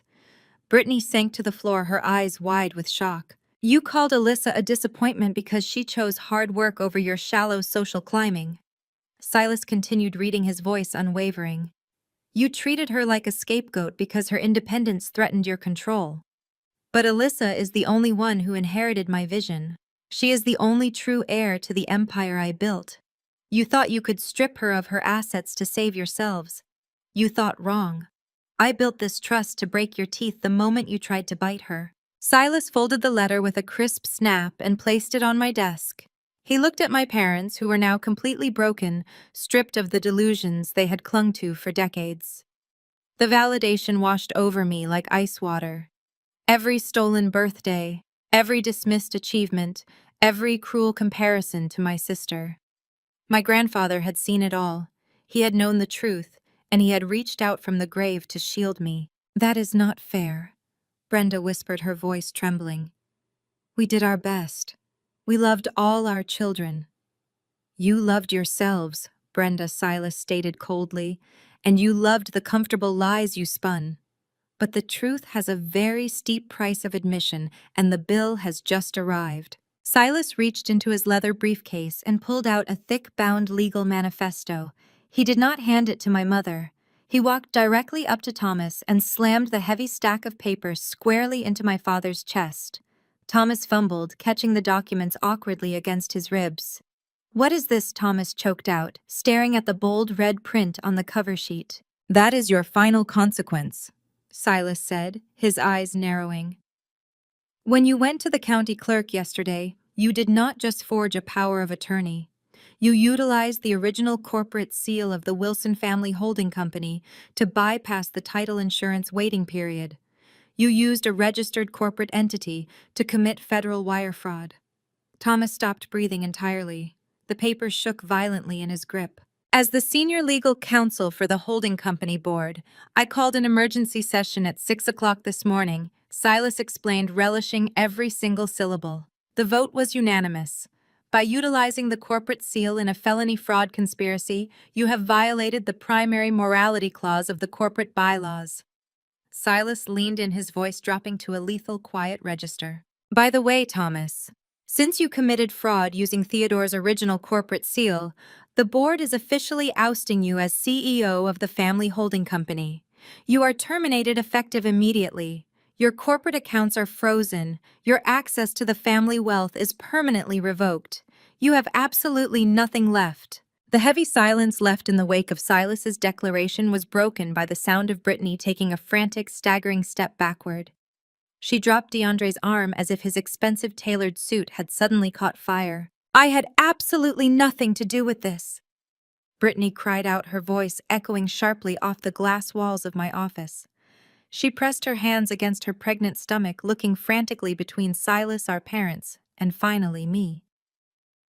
"You all know I do not handle the finances. DeAndre handles the business. Dad handles the investments. I am just trying to raise a family. I am completely innocent here." DeAndre looked at his wife with sheer, unadulterated disbelief. The man was facing the wrath of a criminal syndicate, and his own wife was shoving him directly into their path to save herself. "Brittany, are you kidding me right now?" DeAndre shouted, his voice cracking with raw hysteria. "You are the one who told me to push the deal through. You said your father would rubber stamp the paperwork. You told me we needed the cash to maintain our image." "Do not insult my intelligence, Brittany," I said, my voice dropping to a low, icy register that immediately commanded the room. "You seem to continually forget what I actually do for a living. I am not just a standard accountant. My specialty is forensic financial tracking. When I saw the fraudulent county deed hit the system yesterday, I did not just look at DeAndre's accounts, I looked at yours." I turned my computer monitor around to face the room. The wide screen displayed a complex, undeniable web of banking transfers highlighted in glaring red and yellow. "You claim you do not handle the finances." I continued, stepping around my desk to stand directly in front of my sister. "Yet your personal signature is on the secondary loan documents that initiated this entire catastrophic cascade." I directed my gaze to my parents, who were still reeling from their own corporate excommunication. DeAndre's Ponzi scheme started collapsing 14 months ago. He needed capital to pay off early investors so they would not go to the authorities. The cartel loan was a recent act of pure desperation. Before he turned to international money launderers, he turned to his wife. And Brittany turned to the one asset she had unrestricted access to. I picked up a thick, stapled contract from my desk drawer and tossed it onto the glass coffee table. "Dad, Mom, I said, locking eyes with my father. You gave Brittany unrestricted access to your personal estate accounts when you made her the manager of your retirement portfolio. You told everyone at the country club that she needed practical experience. You said she had a brilliant mind for modern investments. You handed her the keys to your entire financial future because you could not bear to tell your golden child no. Thomas let out a shaky breath, staring at the thick contract on the table. What did she do, Alyssa? Brittany did not invest your money, I stated brutally. She spent it. When the liquid cash ran out 6 months ago, she took out a secondary mortgage on your retirement estate in Naples. She forged your signature, Mom. She bribed a notary to authenticate the documents. She leveraged the entire equity of your home to keep DeAndre out of a federal penitentiary and to continue funding her own fake manufactured lifestyle. Brittany backed further into the corner, shaking her head aggressively, but her silence was a deafening confession. Did you ever wonder how she afforded those weekly designer clothing hauls on her social media? I demanded, stepping closer to my parents. How she paid for the luxury vacations she posted about to her bot followers. She was burning your retirement to the ground. She drained every single account, maxed out the equity on your estate, and funneled the cash directly into DeAndre's failing shell companies. Silas stepped forward, his imposing figure adding devastating legal weight to my revelation. My office conducted a quiet review of those transactions this morning, Thomas Silas said, his voice completely devoid of pity. Brittany committed identity theft and bank fraud. She used your personal credentials to secure high-interest predatory loans. Thomas let out a guttural, choked gasp. He stumbled toward the monitor, his eyes tracking the highlighted red lines that showed his life savings evaporating into offshore accounts and luxury retail purchases. His chest heaved as the undeniable proof stared back at him. Brittany, tell me she is lying. Thomas begged, his voice cracking with a terrifying fragility. Tell me my home is safe. Tell me you did not steal our future. Brittany refused to meet his eyes. She stared at the floor, her lip quivering. I deserve that money, she muttered bitterly. You always said it would be mine eventually. I just needed an advance to help my husband. Your home is gone, Dad, I said, delivering the absolute truth with zero hesitation. The bank initiated foreclosure proceedings on the Naples property yesterday morning. You are no longer the CEO of the family holding company. Your corporate accounts are frozen. Your personal accounts are completely drained. The golden child you protected and enabled your entire life has left you completely and utterly destitute. Brenda let out a sound that was half shriek, half wail. It was a raw, primal noise of absolute devastation. The reality of losing her social standing, her wealth, her home, and her entire identity broke her instantly. The carefully constructed facade of superiority she had worn for 3 decades shattered into a million irreparable pieces. Her knees gave out and she collapsed violently onto the floor, her hands tearing at her own hair as she wept uncontrollably. Thomas dropped to his knees beside his weeping wife, his hands hovering over her trembling shoulders, completely powerless to fix the ruin his own favoritism had created. Just as the sheer magnitude of their destruction settled over the room, my computer chimed with a sharp, high-pitched alert.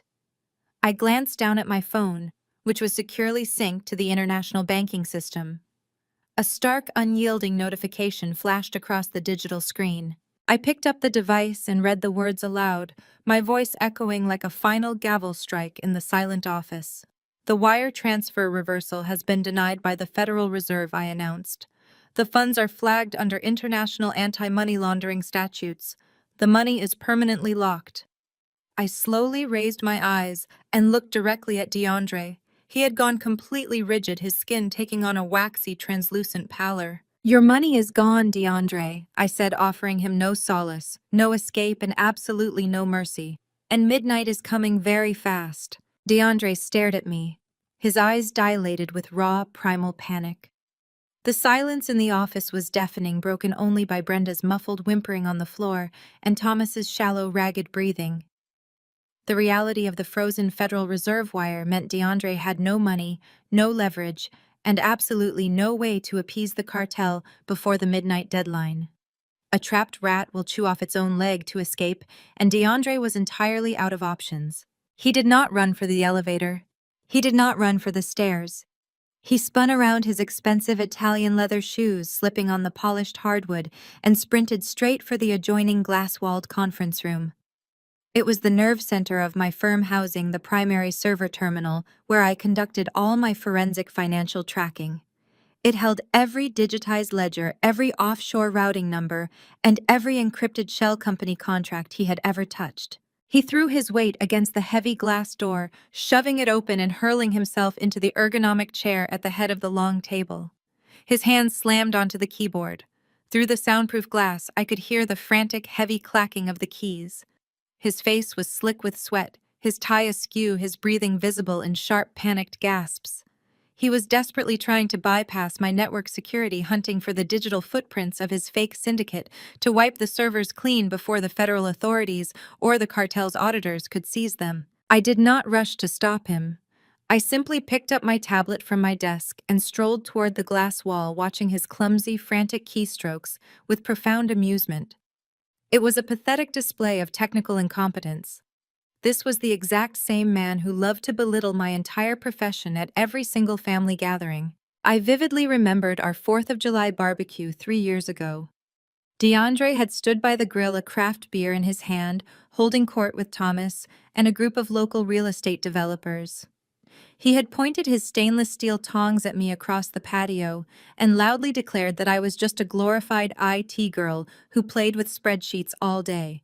He boasted that technology was for the worker bees, while visionaries like him operated on pure instinct charm and high-stakes handshakes.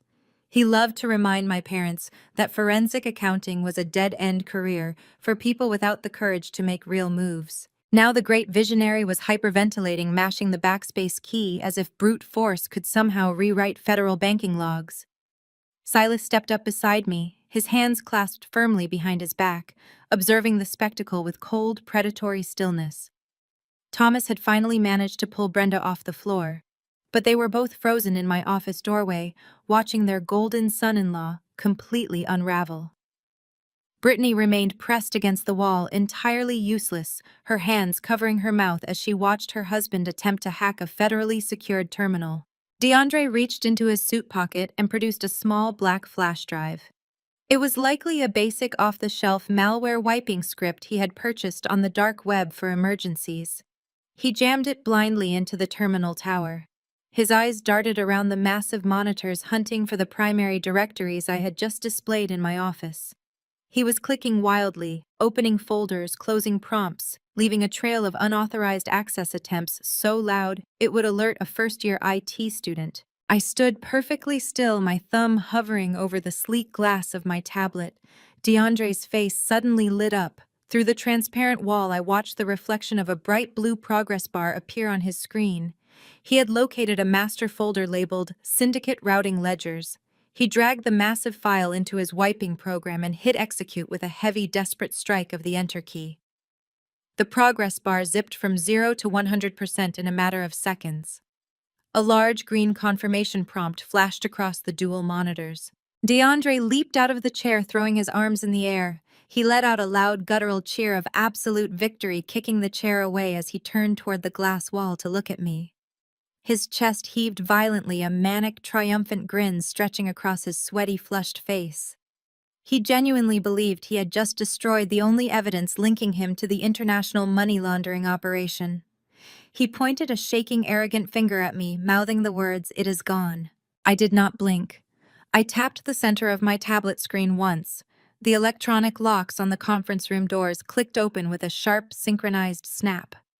I stepped into the room, my voice cutting through his premature celebration like a surgical blade. "You didn't delete the files, DeAndre," I stated with absolute terrifying calm. "You just forwarded them directly to FinCEN." DeAndre stared at the glowing monitors, his brain struggling to process the words I had just spoken. FinCEN, the Financial Crimes Enforcement Network. The color drained from his face entirely, leaving him looking like a ghost trapped in an expensive, sweat-soaked suit. He lunged at the keyboard again, his fingers slamming against the keys in a futile, erratic frenzy, desperately searching for an undo command that did not exist in the architecture of federal reporting. I leaned against the glass frame of the door, crossing my arms. You really thought I kept the actual syndicate routing ledgers in a basic unsecured desktop folder labeled with a neon sign? I asked, my voice echoing in the sterile room. That was a honeypot, DeAndre. A decoy directory specifically designed for an unauthorized user. The moment your black market malware attempted to compress and delete those files, my network enacted an automated failsafe protocol. You did not wipe anything. You authorized a direct encrypted data packet transfer to the Treasury Department. DeAndre grabbed his own hair, pulling hard enough to rip it from his scalp. You killed me! He screamed, his voice breaking into a high-pitched wail. The cartel is going to skin me alive! They are going to murder us all! They are not going to get the chance, I replied smoothly. Let me break down exactly the level of federal exposure you just subjected yourself to. You violated Title 18 United States Code, Section 1343. Wire fraud. You initiated electronic transfers from a fraudulent Delaware shell corporation to a routing server in Nevada. The moment those digital funds crossed state lines, you triggered automatic federal jurisdiction. But you did not stop there. You layered it with violations of Section 1956. Money laundering. You took illicit cartel capital, disguised it as legitimate real estate bridge loans, and funneled it through Thomas and Brenda's personal retirement accounts. Silas stepped into the conference room, his heavy shoes clicking sharply against the tile floor. He looked at DeAndre with an expression of profound disgust. You left a digital footprint so wide and so clumsy that a first-year law student could prosecute this case, Silas added. You handed the federal government a perfectly wrapped bow of international racketeering evidence, complete with your own IP address stamping the final delivery. Behind us, a sudden sharp movement drew my attention. Thomas had abandoned his weeping wife on the floor. He marched toward the glass conference room, his face flushed with a terrifying, desperate rage. He pushed past Silas, marching directly into my personal space.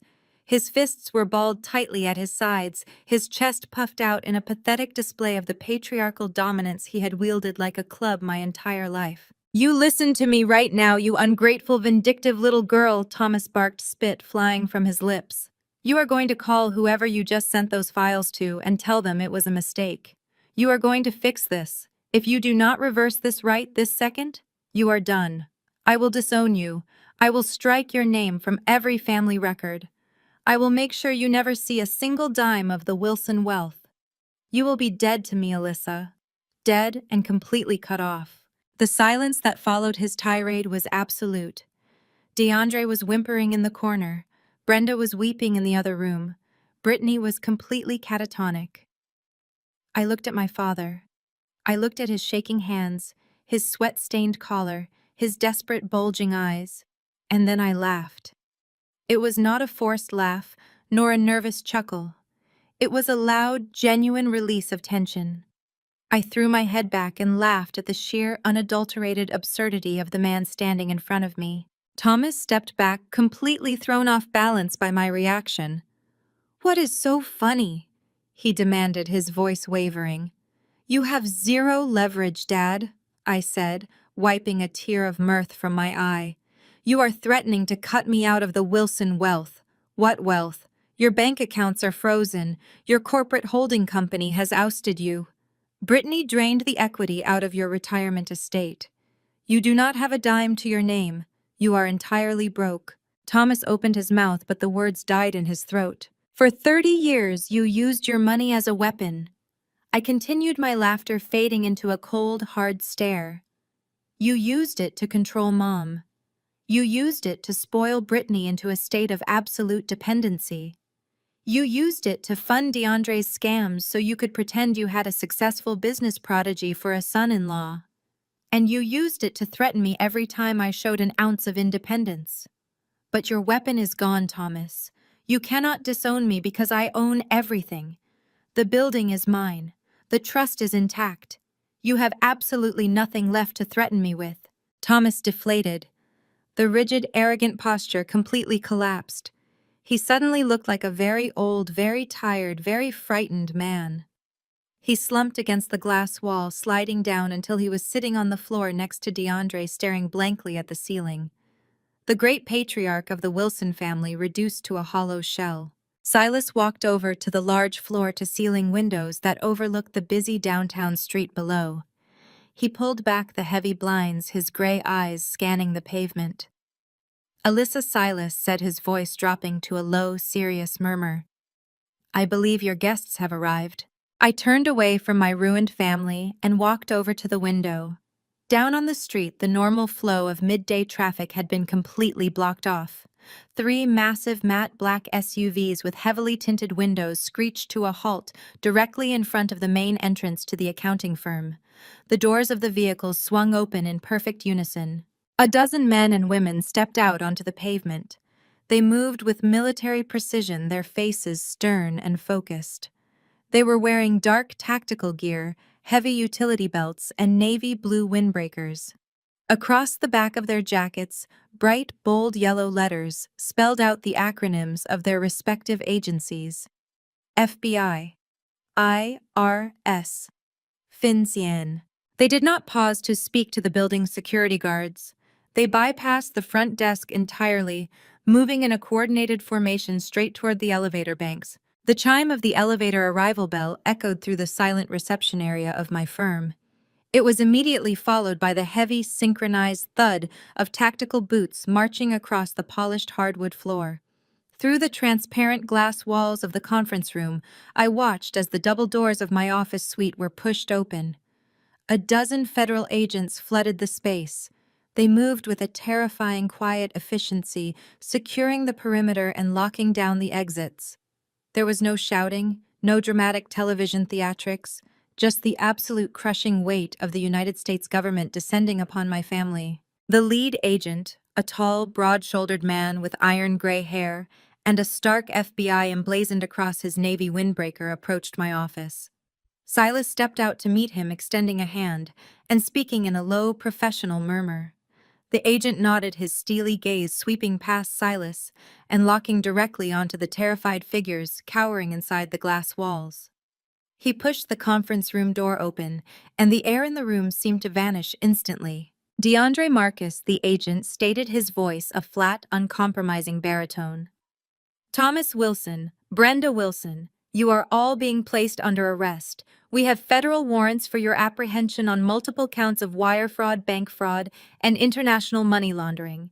DeAndre let out a strangled, high-pitched noise. He scrambled backward, hitting the edge of the conference table, his hands raised in a pathetic gesture of surrender. He looked nothing like the suave, untouchable visionary who had mocked my career for years. He was just a terrified, broken criminal facing decades in a maximum security penitentiary. Thomas shoved himself off the floor, his face turning a dangerous shade of purple with a mixture of indignation and sheer panic. "Now see here," Thomas barked, pointing a trembling finger at the lead agent. "You have no right to barge in here. I am the CEO of Wilson Holding. I know the mayor. I play golf with the district attorney. You are making a catastrophic mistake, and I will have your badge for this." The agent did not even blink. He reached to his belt and unclipped a pair of heavy steel handcuffs. "The district attorney does not handle federal racketeering charges, Mr. Wilson," the agent replied smoothly, stepping toward my father. "And the mayor cannot save you from the IRS. Turn around and place your hands behind your back." The sharp metallic ratcheting sound of the handcuffs closing around Thomas's wrists broke whatever fragile spell was keeping my mother quiet. Brenda snapped. But she did not react with fear or remorse. She reacted with the same staggering, arrogant entitlement she had wielded her entire life. She marched right up to the federal agents, waving her diamond-encrusted hands in the air. "Excuse me!" Brenda shrieked, her voice echoing shrilly off the glass.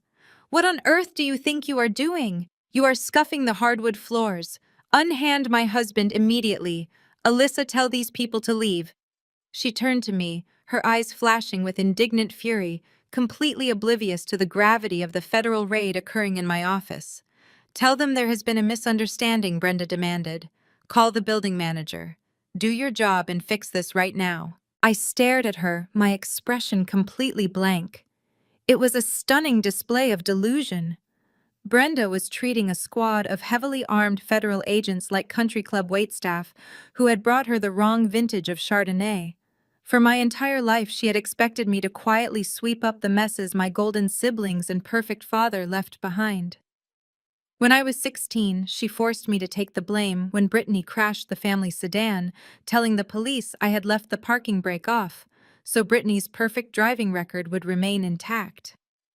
When DeAndre's first startup hemorrhaged cash 5 years ago, Brenda demanded I spend my weekends untangling his chaotic tax returns for free, just to keep up the appearance of his financial genius.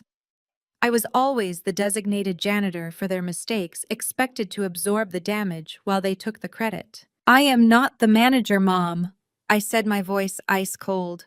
I am the federal informant.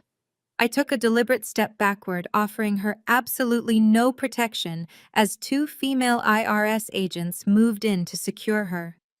You built your entire social standing on stolen money and fraud. I continued, watching her face pale.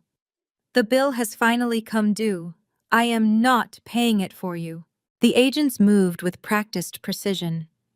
They secured DeAndre, next pressing him firmly against the glass wall to pat him down.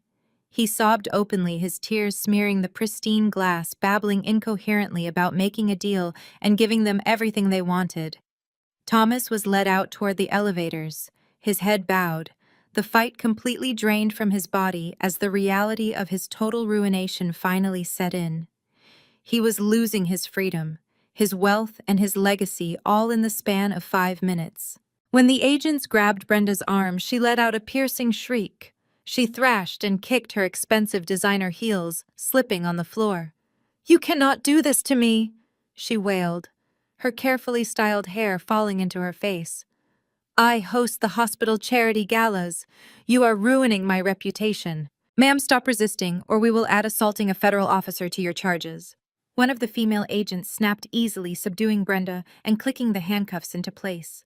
Brenda let out a final breathless sob as she was marched out of the room, her eyes locking onto mine one last time. There was no love in her gaze, only a deep, venomous betrayal that I met with an unwavering, stony stare. The room suddenly felt incredibly empty. Silas stood by the door, calmly reviewing a stack of digital warrants on his tablet. The lead agent finished coordinating the transport of the 3 prisoners over his shoulder radio. He paused, adjusting his tactical vest, and then slowly turned his attention to the far corner of the room. Brittany had not moved an inch since the raid began. She was pressed tightly against the wall, making herself as small as possible, desperately hoping the storm would pass over her. Her hands were still clamped over her mouth, her eyes wide with a terror so profound she seemed to have stopped breathing altogether. The lead agent stepped toward her, his heavy boots echoing in the now quiet conference room. He pulled a folded piece of paper from his inner jacket pocket and unfolded it with deliberate slowness. "Brittany Marcus," he said, his voice ringing with absolute authority. "Ma'am, we also have a warrant for your electronics regarding the fraudulent mortgage on the primary residence." Brittany flinched violently as the lead agent extended his hand. She did not argue or attempt to bargain. She practically shoved her diamond-encrusted smartphone and designer laptop bag into his chest, her hands trembling so fiercely that she dropped her car keys on the hardwood floor. Within an hour, the pristine glass walls of my office were entirely empty, leaving behind nothing but the lingering scent of my mother's expensive perfume and the harsh, undeniable reality of their ruin. Fast forward to the sterile, windowless observation room at the local FBI field office. I stood in the dark, a steaming cup of awful break-room coffee in my hand. I was not there as a suspect. I was there on an official federal consulting retainer for the Financial Crimes Division. The lead prosecutor, a sharp-featured woman named Agent Vance, stood beside me with her arms crossed as we stared through the two-way mirror. In the interrogation room on the other side of the glass, Brittany sat at a battered metal table.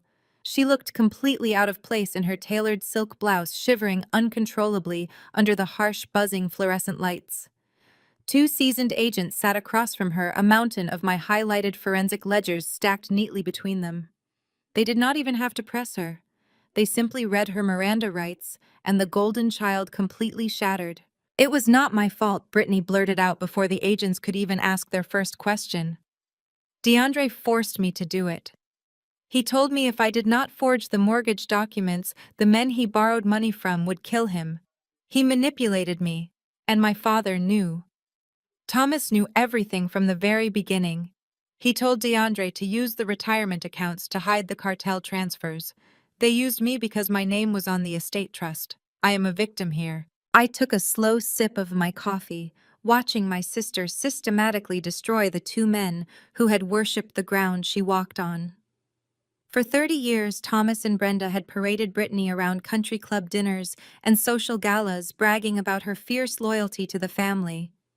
They had proudly proclaimed that she possessed the true Wilson heart while I was just the cold, calculating outcast. Yet here she was, less than 2 hours after her arrest, eagerly feeding her beloved parents to the federal wolves just to shave a few years off her own impending sentence. She did not stop there. Her voice rose to a frantic, hysterical pitch, echoing clearly through the speakers in our observation room. She leaned across the metal table, pointing a manicured finger at the financial ledgers. "Check the Cayman routing numbers," Brittany pleaded, her eyes wild with a feral desperation. DeAndre skimmed $200,000 off the top before he paid the early investors. He hid it in a shell company under my mother's maiden name. Brenda signed the formation papers. She is just as guilty as the rest of them. I am the only innocent one here. I only stayed married to him because my parents promised me control of the holding company. They are all criminals. Agent Vance let out a low whistle, shaking her head in sheer disbelief. "I have been prosecuting white-collar syndicates for 15 years, Vance murmured, keeping her eyes glued to the glass. "I have never seen a family turn on each other this fast. She is offering up wire fraud conspiracy charges on her own mother without us even floating a plea deal." "There is no loyalty among parasites," I replied smoothly, setting my coffee cup down on the control console. "But she is lying about the Cayman accounts. Pull up ledger file 47 on your tablet, Agent Vance." Vance tapped her screen, bringing up the digital files I had forwarded earlier that morning. I pointed to a specific sequence of offshore transfers highlighted in stark yellow. "Brittany claims DeAndre skimmed that money and Brenda hid it," I explained, keeping my voice purely analytical and devoid of emotion. "But look at the timestamp on the shell company formation. It coincides exactly with a luxury real estate purchase in Monaco. A purchase signed exclusively by Brittany Marcus. She is trying to hand you her mother to cover up her own embezzlement of the cartel funds. She stole from the very men her husband was already stealing from." Vance smiled a sharp, predatory grin. "You are incredibly good at this, Alyssa. You just saved my forensic team 3 weeks of digging." She pressed a button on the intercom console connecting to the agents in the interrogation room. "Press her on the Monaco property," Vance instructed through the microphone. "Tell her we have the deed." Through the glass, we watched the interrogating agents slide a new folder across the metal table. Brittany opened it, looked at the highlighted Monaco real estate deed, and physically deflated. The frantic, desperate energy drained out of her in an instant, replaced by a hollow, terrified silence. The golden child had finally run out of people to throw under the bus. Agent Vance released the intercom button and turned to face me fully. The ambient light from the surveillance monitors cast sharp, serious shadows across her face. "We have enough evidence to put DeAndre away for 20 years, Vance stated, her tone shifting from observational to deadly serious. "We have Thomas on racketeering and Brenda on accessory to wire fraud. Brittany will be joining them for forging the mortgage and hiding illicit funds. The federal side of this equation is completely locked down." I met her gaze, waiting silently. In my line of work, there was always a catch when the federal government intervened with cartel capital. "But we have a massive, immediate problem," Vance continued, taking a deliberate step closer to me. "Your trap worked perfectly. We intercepted the wire transfers. We froze the fraudulent accounts. We have the ledgers. But the Sinaloa cartel is still missing $1 million in liquid cash, and their midnight deadline is less than 10 hours away." I raised a skeptical eyebrow. "That sounds like DeAndre's problem. He is the one who took their money. Let him explain it to them from his holding cell." "The cartel does not care about holding cells," Alyssa Vance said grimly, her voice dropping to a harsh whisper.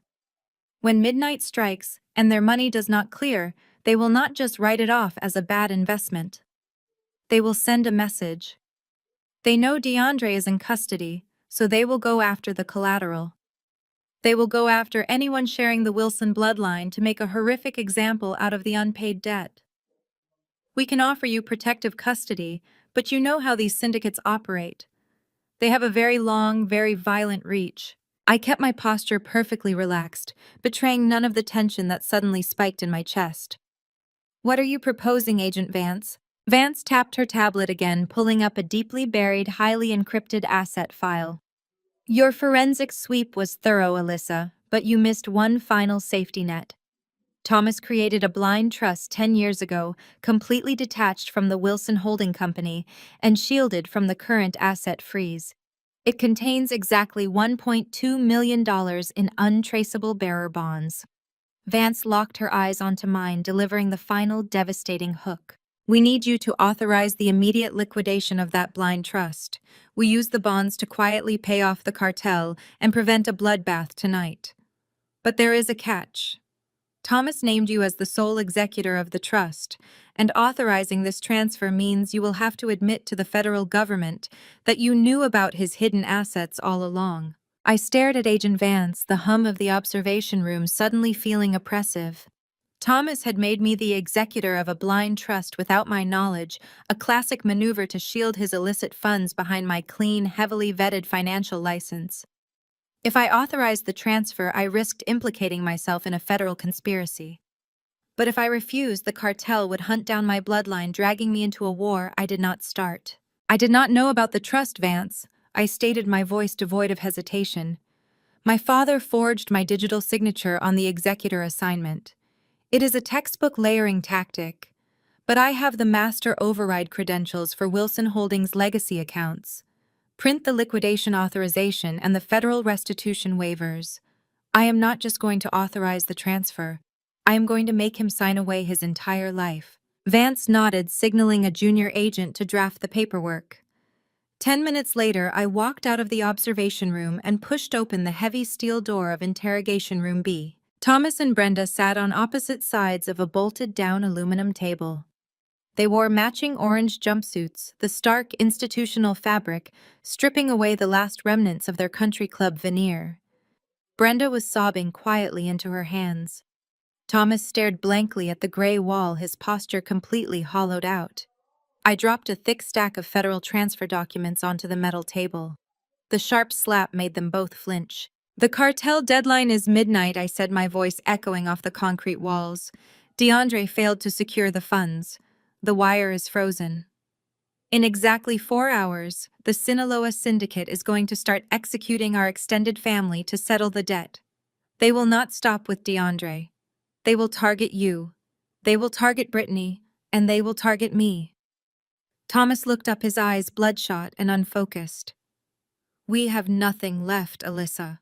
The feds took it all. You have exactly $1.2 million in untraceable bearer bonds sitting in a blind trust in the Cayman Islands, I corrected, tapping a manicured fingernail against the top document. You named me as the sole executor to hide it from the IRS. You used my clean financial record as a shield for your dirty money. But that shield just became your executioner. Brenda gasped, her hands dropping to the table. You cannot touch that money, Alyssa. That is our absolute last resort. That is our survival fund for when we get out. You are never getting out, Mom, I stated brutally. You are facing federal wire fraud and conspiracy charges. You are going to die in a federal penitentiary. The only choice you have left is whether you die by natural causes in a cell or by a cartel hit squad. I slid a black pen across the table. It rolled and hit Thomas's chained wrists. This is a federal restitution and liquidation waiver, I explained, leaning over the table so I was eye level with my father. By signing this, you acknowledge the trust is yours, you admit to the fraudulent executor assignment, and you authorize the immediate release of the bonds. The federal government will route the funds to cover the syndicate debt and seize the remaining balance for restitution. You will literally be left with zero. Nothing. Not a single penny to your name. Thomas stared at the pen as if it were a venomous snake. His hands shook violently. Alyssa, please, he croaked, tears finally spilling over his wrinkled cheeks. It is everything I built. My entire legacy. Do not leave us with nothing. I did not feel a shred of pity. I looked at his trembling hands and remembered the smug, condescending sneer he wore just months ago in my old office. "Do you remember the day you cornered me at my desk?" I asked, my tone dropping to a dangerous, icy whisper. "You threw a $50,000 check in my face. You told me my firm was a cute little hobby. You demanded I abandon my career, my independence, and my self-respect to come clean up DeAndre's messes. You tried to buy my life's work for pennies." I tapped the pen against the metal table. "Pick it up, Thomas. You tried to buy my submission with pocket change. Now I am buying your freedom for everything you own." Thomas let out a broken, guttural sob. He picked up the pen with trembling, chained hands. He signed his name on the dotted line, his tears staining the federal seal at the bottom of the page. Brenda wailed a high, piercing sound of absolute despair as she took the pen next and scrawled her signature, officially signing away her entire existence. I snatched the papers back, turning on my heel without a single word of comfort, and walked out the heavy steel door. By the following morning, the immediate threat of violence had been neutralized. The funds had cleared the international routing traps, appeasing the syndicate just hours before their deadline. But the legal massacre had only just begun. I stood in the gallery of the federal courthouse watching the arraignment hearings. DeAndre was led in wearing a prison-issued jumpsuit, his hands and ankles heavily shackled. The federal judge did not even hesitate. Citing the extreme flight risk and his ties to international money laundering syndicates, the judge officially indicted DeAndre on 34 counts of financial fraud and summarily denied bail. He was remanded to federal custody, dragged out of the courtroom, while screaming for his lawyer. Brittany was not at the courtroom. She had posted a minimal bond by liquidating her remaining jewelry, but her freedom was entirely cosmetic. The federal government had seized her home, frozen her credit, and confiscated her vehicles. I walked out of the courthouse and checked my phone. My screen was flooded with notifications from my firm's surveillance monitors. Brittany was sleeping on a wooden bench at a downtown bus station. Her socialite friends, the women she had bought with endless brunches and luxury vacations funded by stolen money, had entirely blocked her numbers and barred her from their gated communities. The golden child was left completely homeless, utterly destitute, and abandoned by everyone she thought loved her. 1 month later, the crystal chandeliers of the Oak Ridge Country Club cast a warm golden glow over the annual spring gala. The air hummed with the soft jazz of a live band, the clinking of champagne flutes, and the low murmur of old money exchanging pleasantries. I handed the keys of my newly purchased Aston Martin to the valet, smoothing the skirt of my midnight blue silk gown. Walking through the grand oak double doors, I felt the immediate shift in the room's atmosphere. A year ago, at this exact event, my mother had banished me to a drafty table near the kitchen doors. She had claimed the lighting there was better suited for my boring, practical aesthetic, ensuring Brittany and DeAndre held court at the center table next to the mayor. Tonight, the club manager practically sprinted across the foyer to greet me, bowing his head in deference, before personally escorting me to the absolute center of the ballroom. The social hierarchy of Oak Ridge had violently realigned. The high society matrons who had spent the last decade turning their noses up at my accounting firm now descended upon my table like moths to a spotlight. Beatrice Sterling, a woman who had once loudly mocked my sensible shoes at a charity luncheon, leaned over my shoulder with a dazzling, predatory smile. "Alyssa, darling." Beatrice purred, her eyes scanning my designer gown with naked calculation. "We have missed you at the club. Your firm is doing such remarkable things. I was just telling my husband we need to move our corporate accounts under your management." They did not care about my accounting skills. They cared about power. The Wilson family's spectacular, catastrophic implosion had been front-page news for weeks. Everyone in this room knew that I was the one left standing. They knew I had retained the building, the wealth, and the immaculate reputation while the rest of my bloodline burned in federal court. I smiled back at Beatrice, a perfectly polite, impenetrable mask. "I appreciate the sentiment, Beatrice," I replied, my voice smooth and level. "But my firm is currently entirely booked managing high-net-worth assets. I will have my assistant place you on our wait list." Beatrice flushed, masking her disappointment with a tight nod before retreating. I took a sip of my sparkling water, letting the sweet taste of absolute independence settle over me. I did not need to be cruel to these people. My mere presence, unbothered and thriving, was enough to establish my dominance. As the band transitioned to a slower tempo, a server in a stiff, poorly fitted white button-down shirt and black slacks approached my table. She carried a heavy silver tray of hors d'oeuvres, her shoulders hunched forward, her gaze fixed firmly on the floor. "Care for a crab cake, ma'am?" The server mumbled, her voice rough and exhausted. I looked up.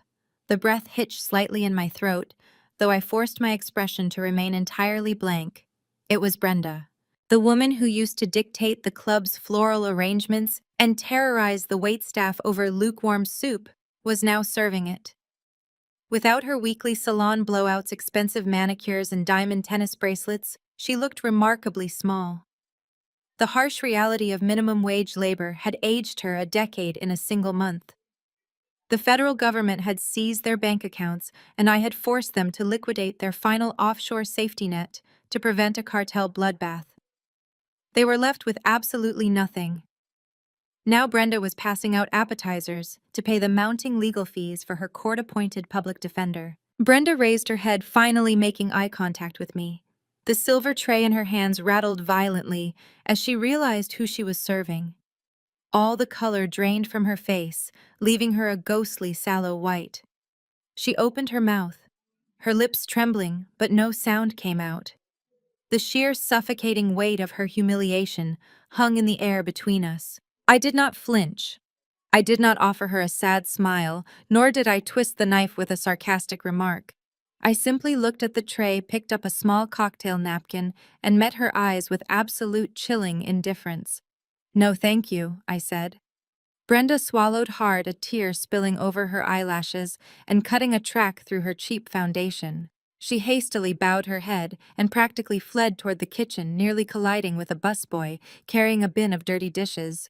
I watched the busboy steady the plastic bin, apologizing profusely to the guests he had bumped into. He turned his face toward the light, and I recognized my father. Thomas Wilson, the former titan of corporate real estate, the man who used to boast about his golf handicap on these very greens, was scraping half-eaten salmon off fine china. His shoulders were bowed under the weight of the plastic tub, his face hollow and defeated. He wiped sweat from his brow with a soiled rag, trudging back toward the kitchens without looking up. I turned my attention back to the stage, feeling the last lingering strings of my childhood obligations dissolve into nothing. The scales were perfectly balanced. Suddenly, a harsh, shrill scream ripped through the elegant murmur of the ballroom. The jazz band faltered, several musicians dropping their notes as heads turned toward the grand entrance.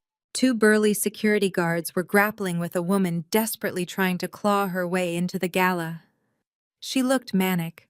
Her blonde hair was a matted, tangled mess, and she was wearing a wrinkled, oversized sweatshirt that looked like it had been pulled from a donation bin. "Let me go!" she shrieked, kicking wildly at the guard's shins. "I belong here. I am a member." It was Brittany. The golden child had been evicted from her luxury apartment, her credit frozen, and her husband locked in a federal penitentiary, facing decades of hard time. Her high society friends, the very people staring at her now in absolute horror, had completely abandoned her the moment her bank accounts hit zero. Brittany broke free from the guards, her eyes frantically scanning the sea of evening gowns and tuxedos until she locked onto me sitting at the center table. She ignored the gasps of the wealthy onlookers sprinting across the polished dance floor and throwing herself to her knees directly beside my chair. "Alyssa," Brittany sobbed, her voice echoing loudly in the dead silent ballroom. "Alyssa, please, I have nothing. I am sleeping in my car. I have not eaten in 2 days. You have the firm. You have all the money. Give me a job. Let me work as your receptionist. I will answer phones. I will scrub the floors. I will do anything. Please, you have to save me." The silence in the ballroom became absolute. The jazz band abruptly ceased playing, the final discordant note from the saxophone dying awkwardly in the air. Every eye in the Oak Ridge Country Club was fixed on the spectacle unfolding at my feet. Beatrice Sterling and her circle of high society matrons stood completely frozen, their crystal champagne flutes suspended halfway to their lips, their eyes wide with a mixture of shock and ravenous curiosity. Brittany's hands clawed desperately at the fabric of my chair. She stared up at me with wide, bloodshot eyes, her face streaked with a mixture of dirt, sweat, and cheap mascara. She smelled faintly of gasoline and stale coffee, a stark, jarring contrast to the expensive perfumes filling the ballroom. For 30 years, those dramatic tears had been her ultimate, unbeatable weapon.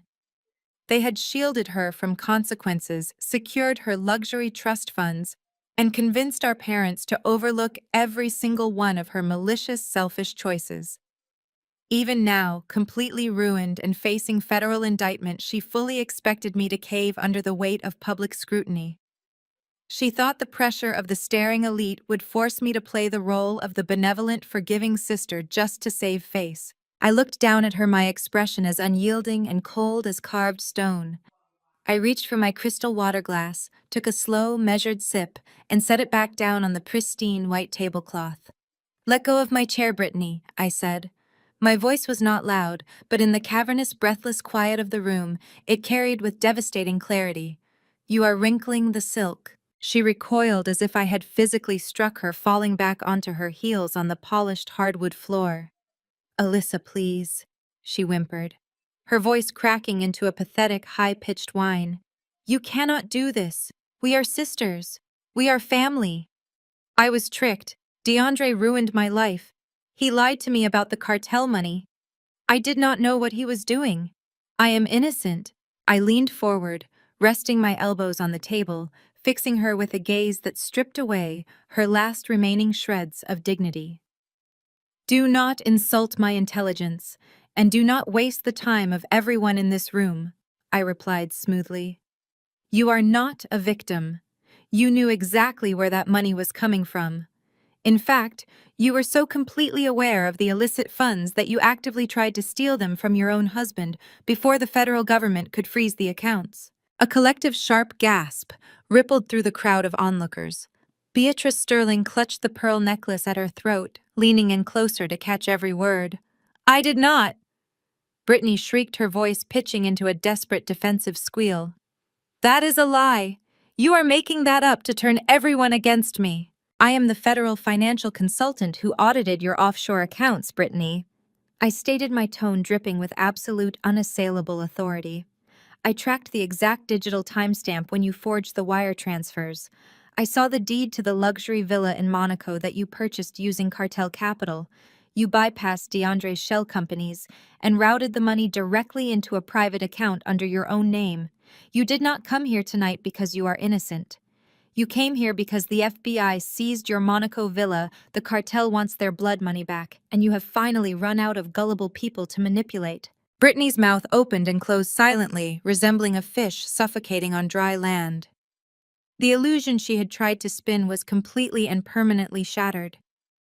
The high society guest who had previously humored her out of respect for the Wilson wealth now looked at her with blatant, unfiltered disgust.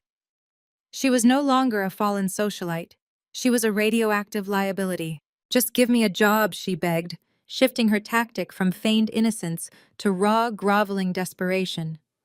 "Just a small salary. Enough to get a motel room. Enough to buy food.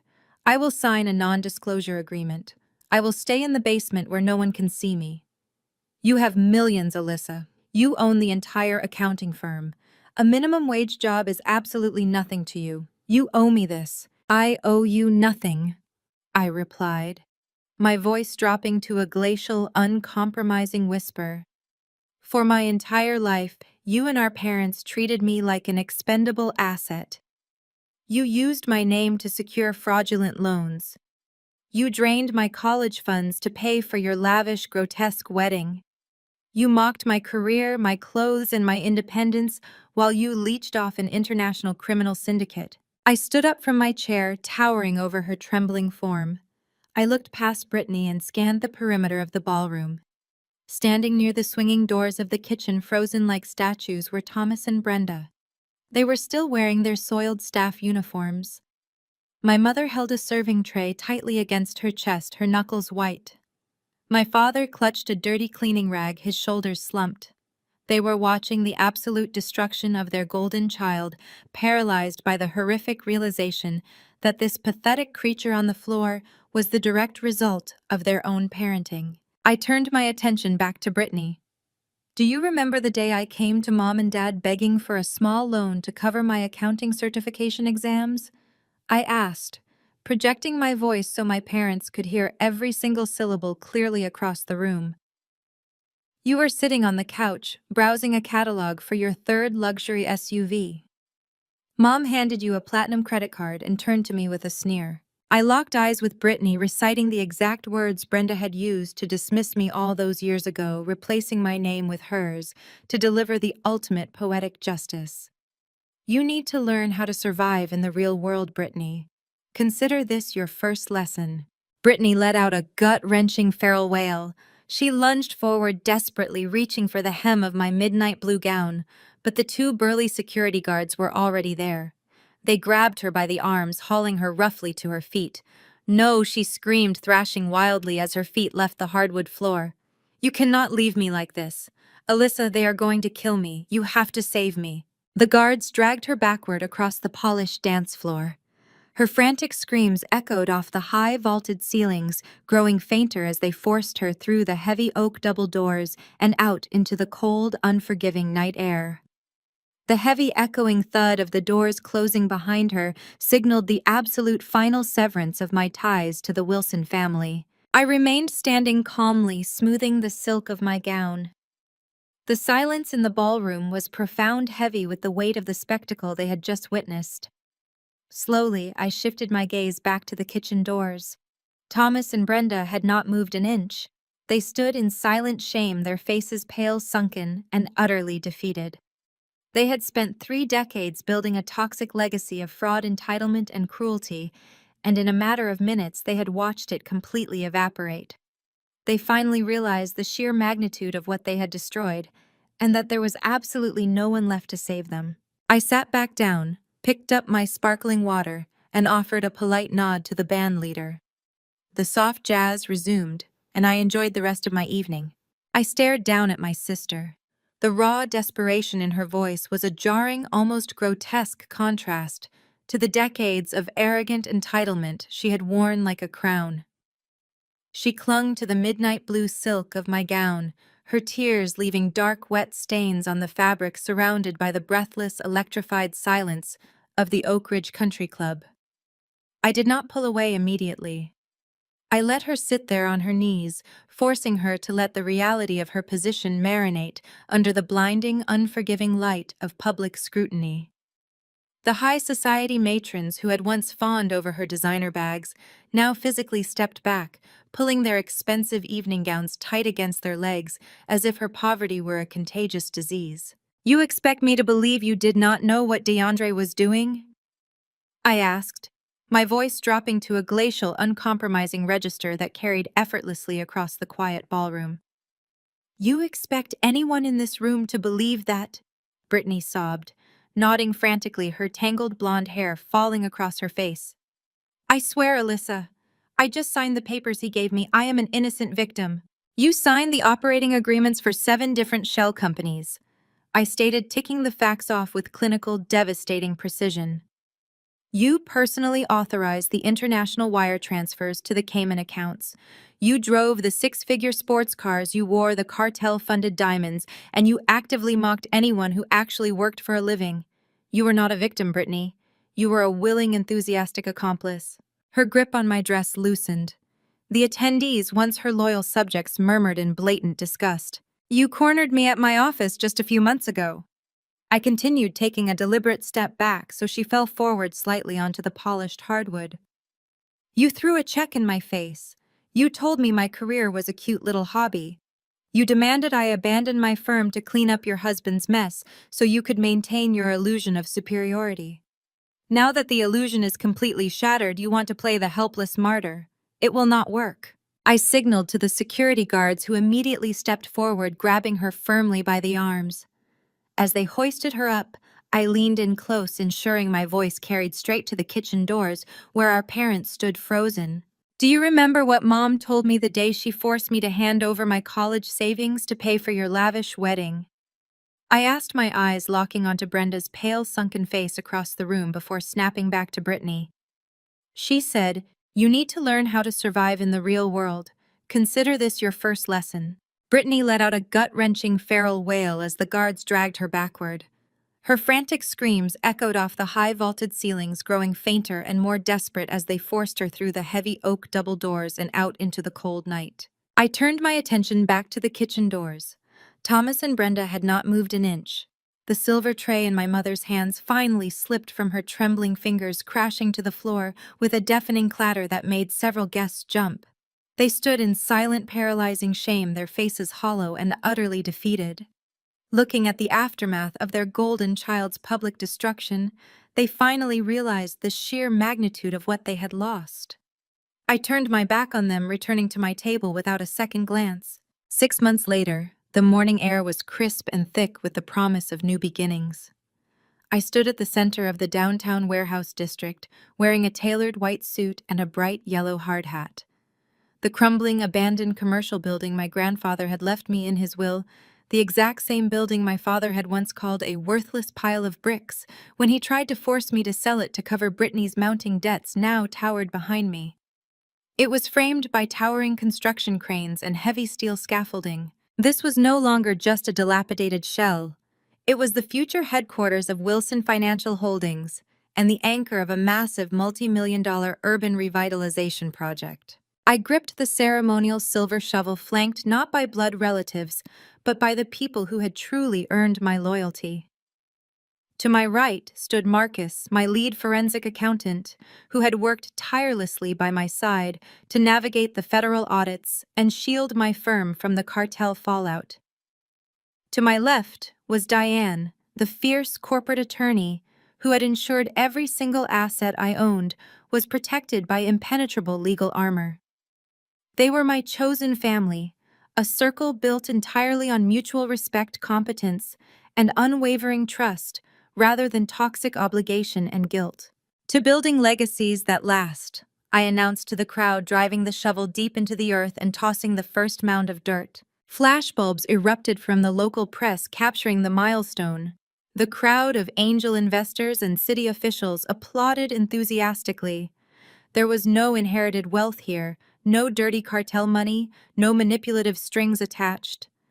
Every brick of this new empire was mine, secured through relentless hard work, strategic patience, and an absolute refusal to be a victim of my family's greed.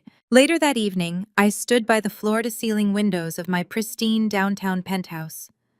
The city skyline stretched out below me, a glittering sea of lights reflecting off the dark, quiet surface of the river. The soft hum of the evening news played on the flat-screen television behind me. The anchor's voice was crisp and professional. In federal court today, DeAndre Sterling was officially sentenced to 25 years without the possibility of parole for his role in a massive international money laundering syndicate. I poured myself a glass of vintage champagne, listening as the broadcast seamlessly transitioned to the collateral damage. Court records also confirm the finalization of Chapter 7 bankruptcy proceedings for Thomas and Brenda Wilson, former real estate moguls tied to the Sterling fallout. The couple's remaining personal assets have been fully liquidated to cover outstanding federal restitution. They had absolutely nothing left. The kingdom they had built on favoritism, manipulation, and deceit had been razed to the ground. I took a slow sip of the champagne, the cold, crisp bubbles burning pleasantly against my tongue. I turned away from the city lights and looked at the center wall of my living room. Hanging there, framed in sleek black metal and illuminated by a single focused gallery light, was the irrevocable trust document. It was the piece of paper that had shielded my grandfather's building legally, severed me from my parents' sinking ship, and ultimately destroyed the enemies who had tried to drag me down with them. I raised my crystal glass to the framed document, offering a silent toast to survival, unyielding independence, and the sweet, absolute perfection of a self-made empire. I smiled. The screen fades to black. The most profound lesson from Alyssa's journey is that true security and self-worth can never be derived from a toxic environment, even if it is your own family. When blood relatives demand your submission in exchange for conditional love, the bravest choice you can make is to walk away. Alyssa proved that setting uncompromising boundaries is not an act of cruelty, but an act of essential self-preservation. By relying on her own resilience and building a chosen family of loyal allies, she transformed betrayal into absolute triumph. Have you ever had to cut toxic ties to protect your future? Share your story in the comments below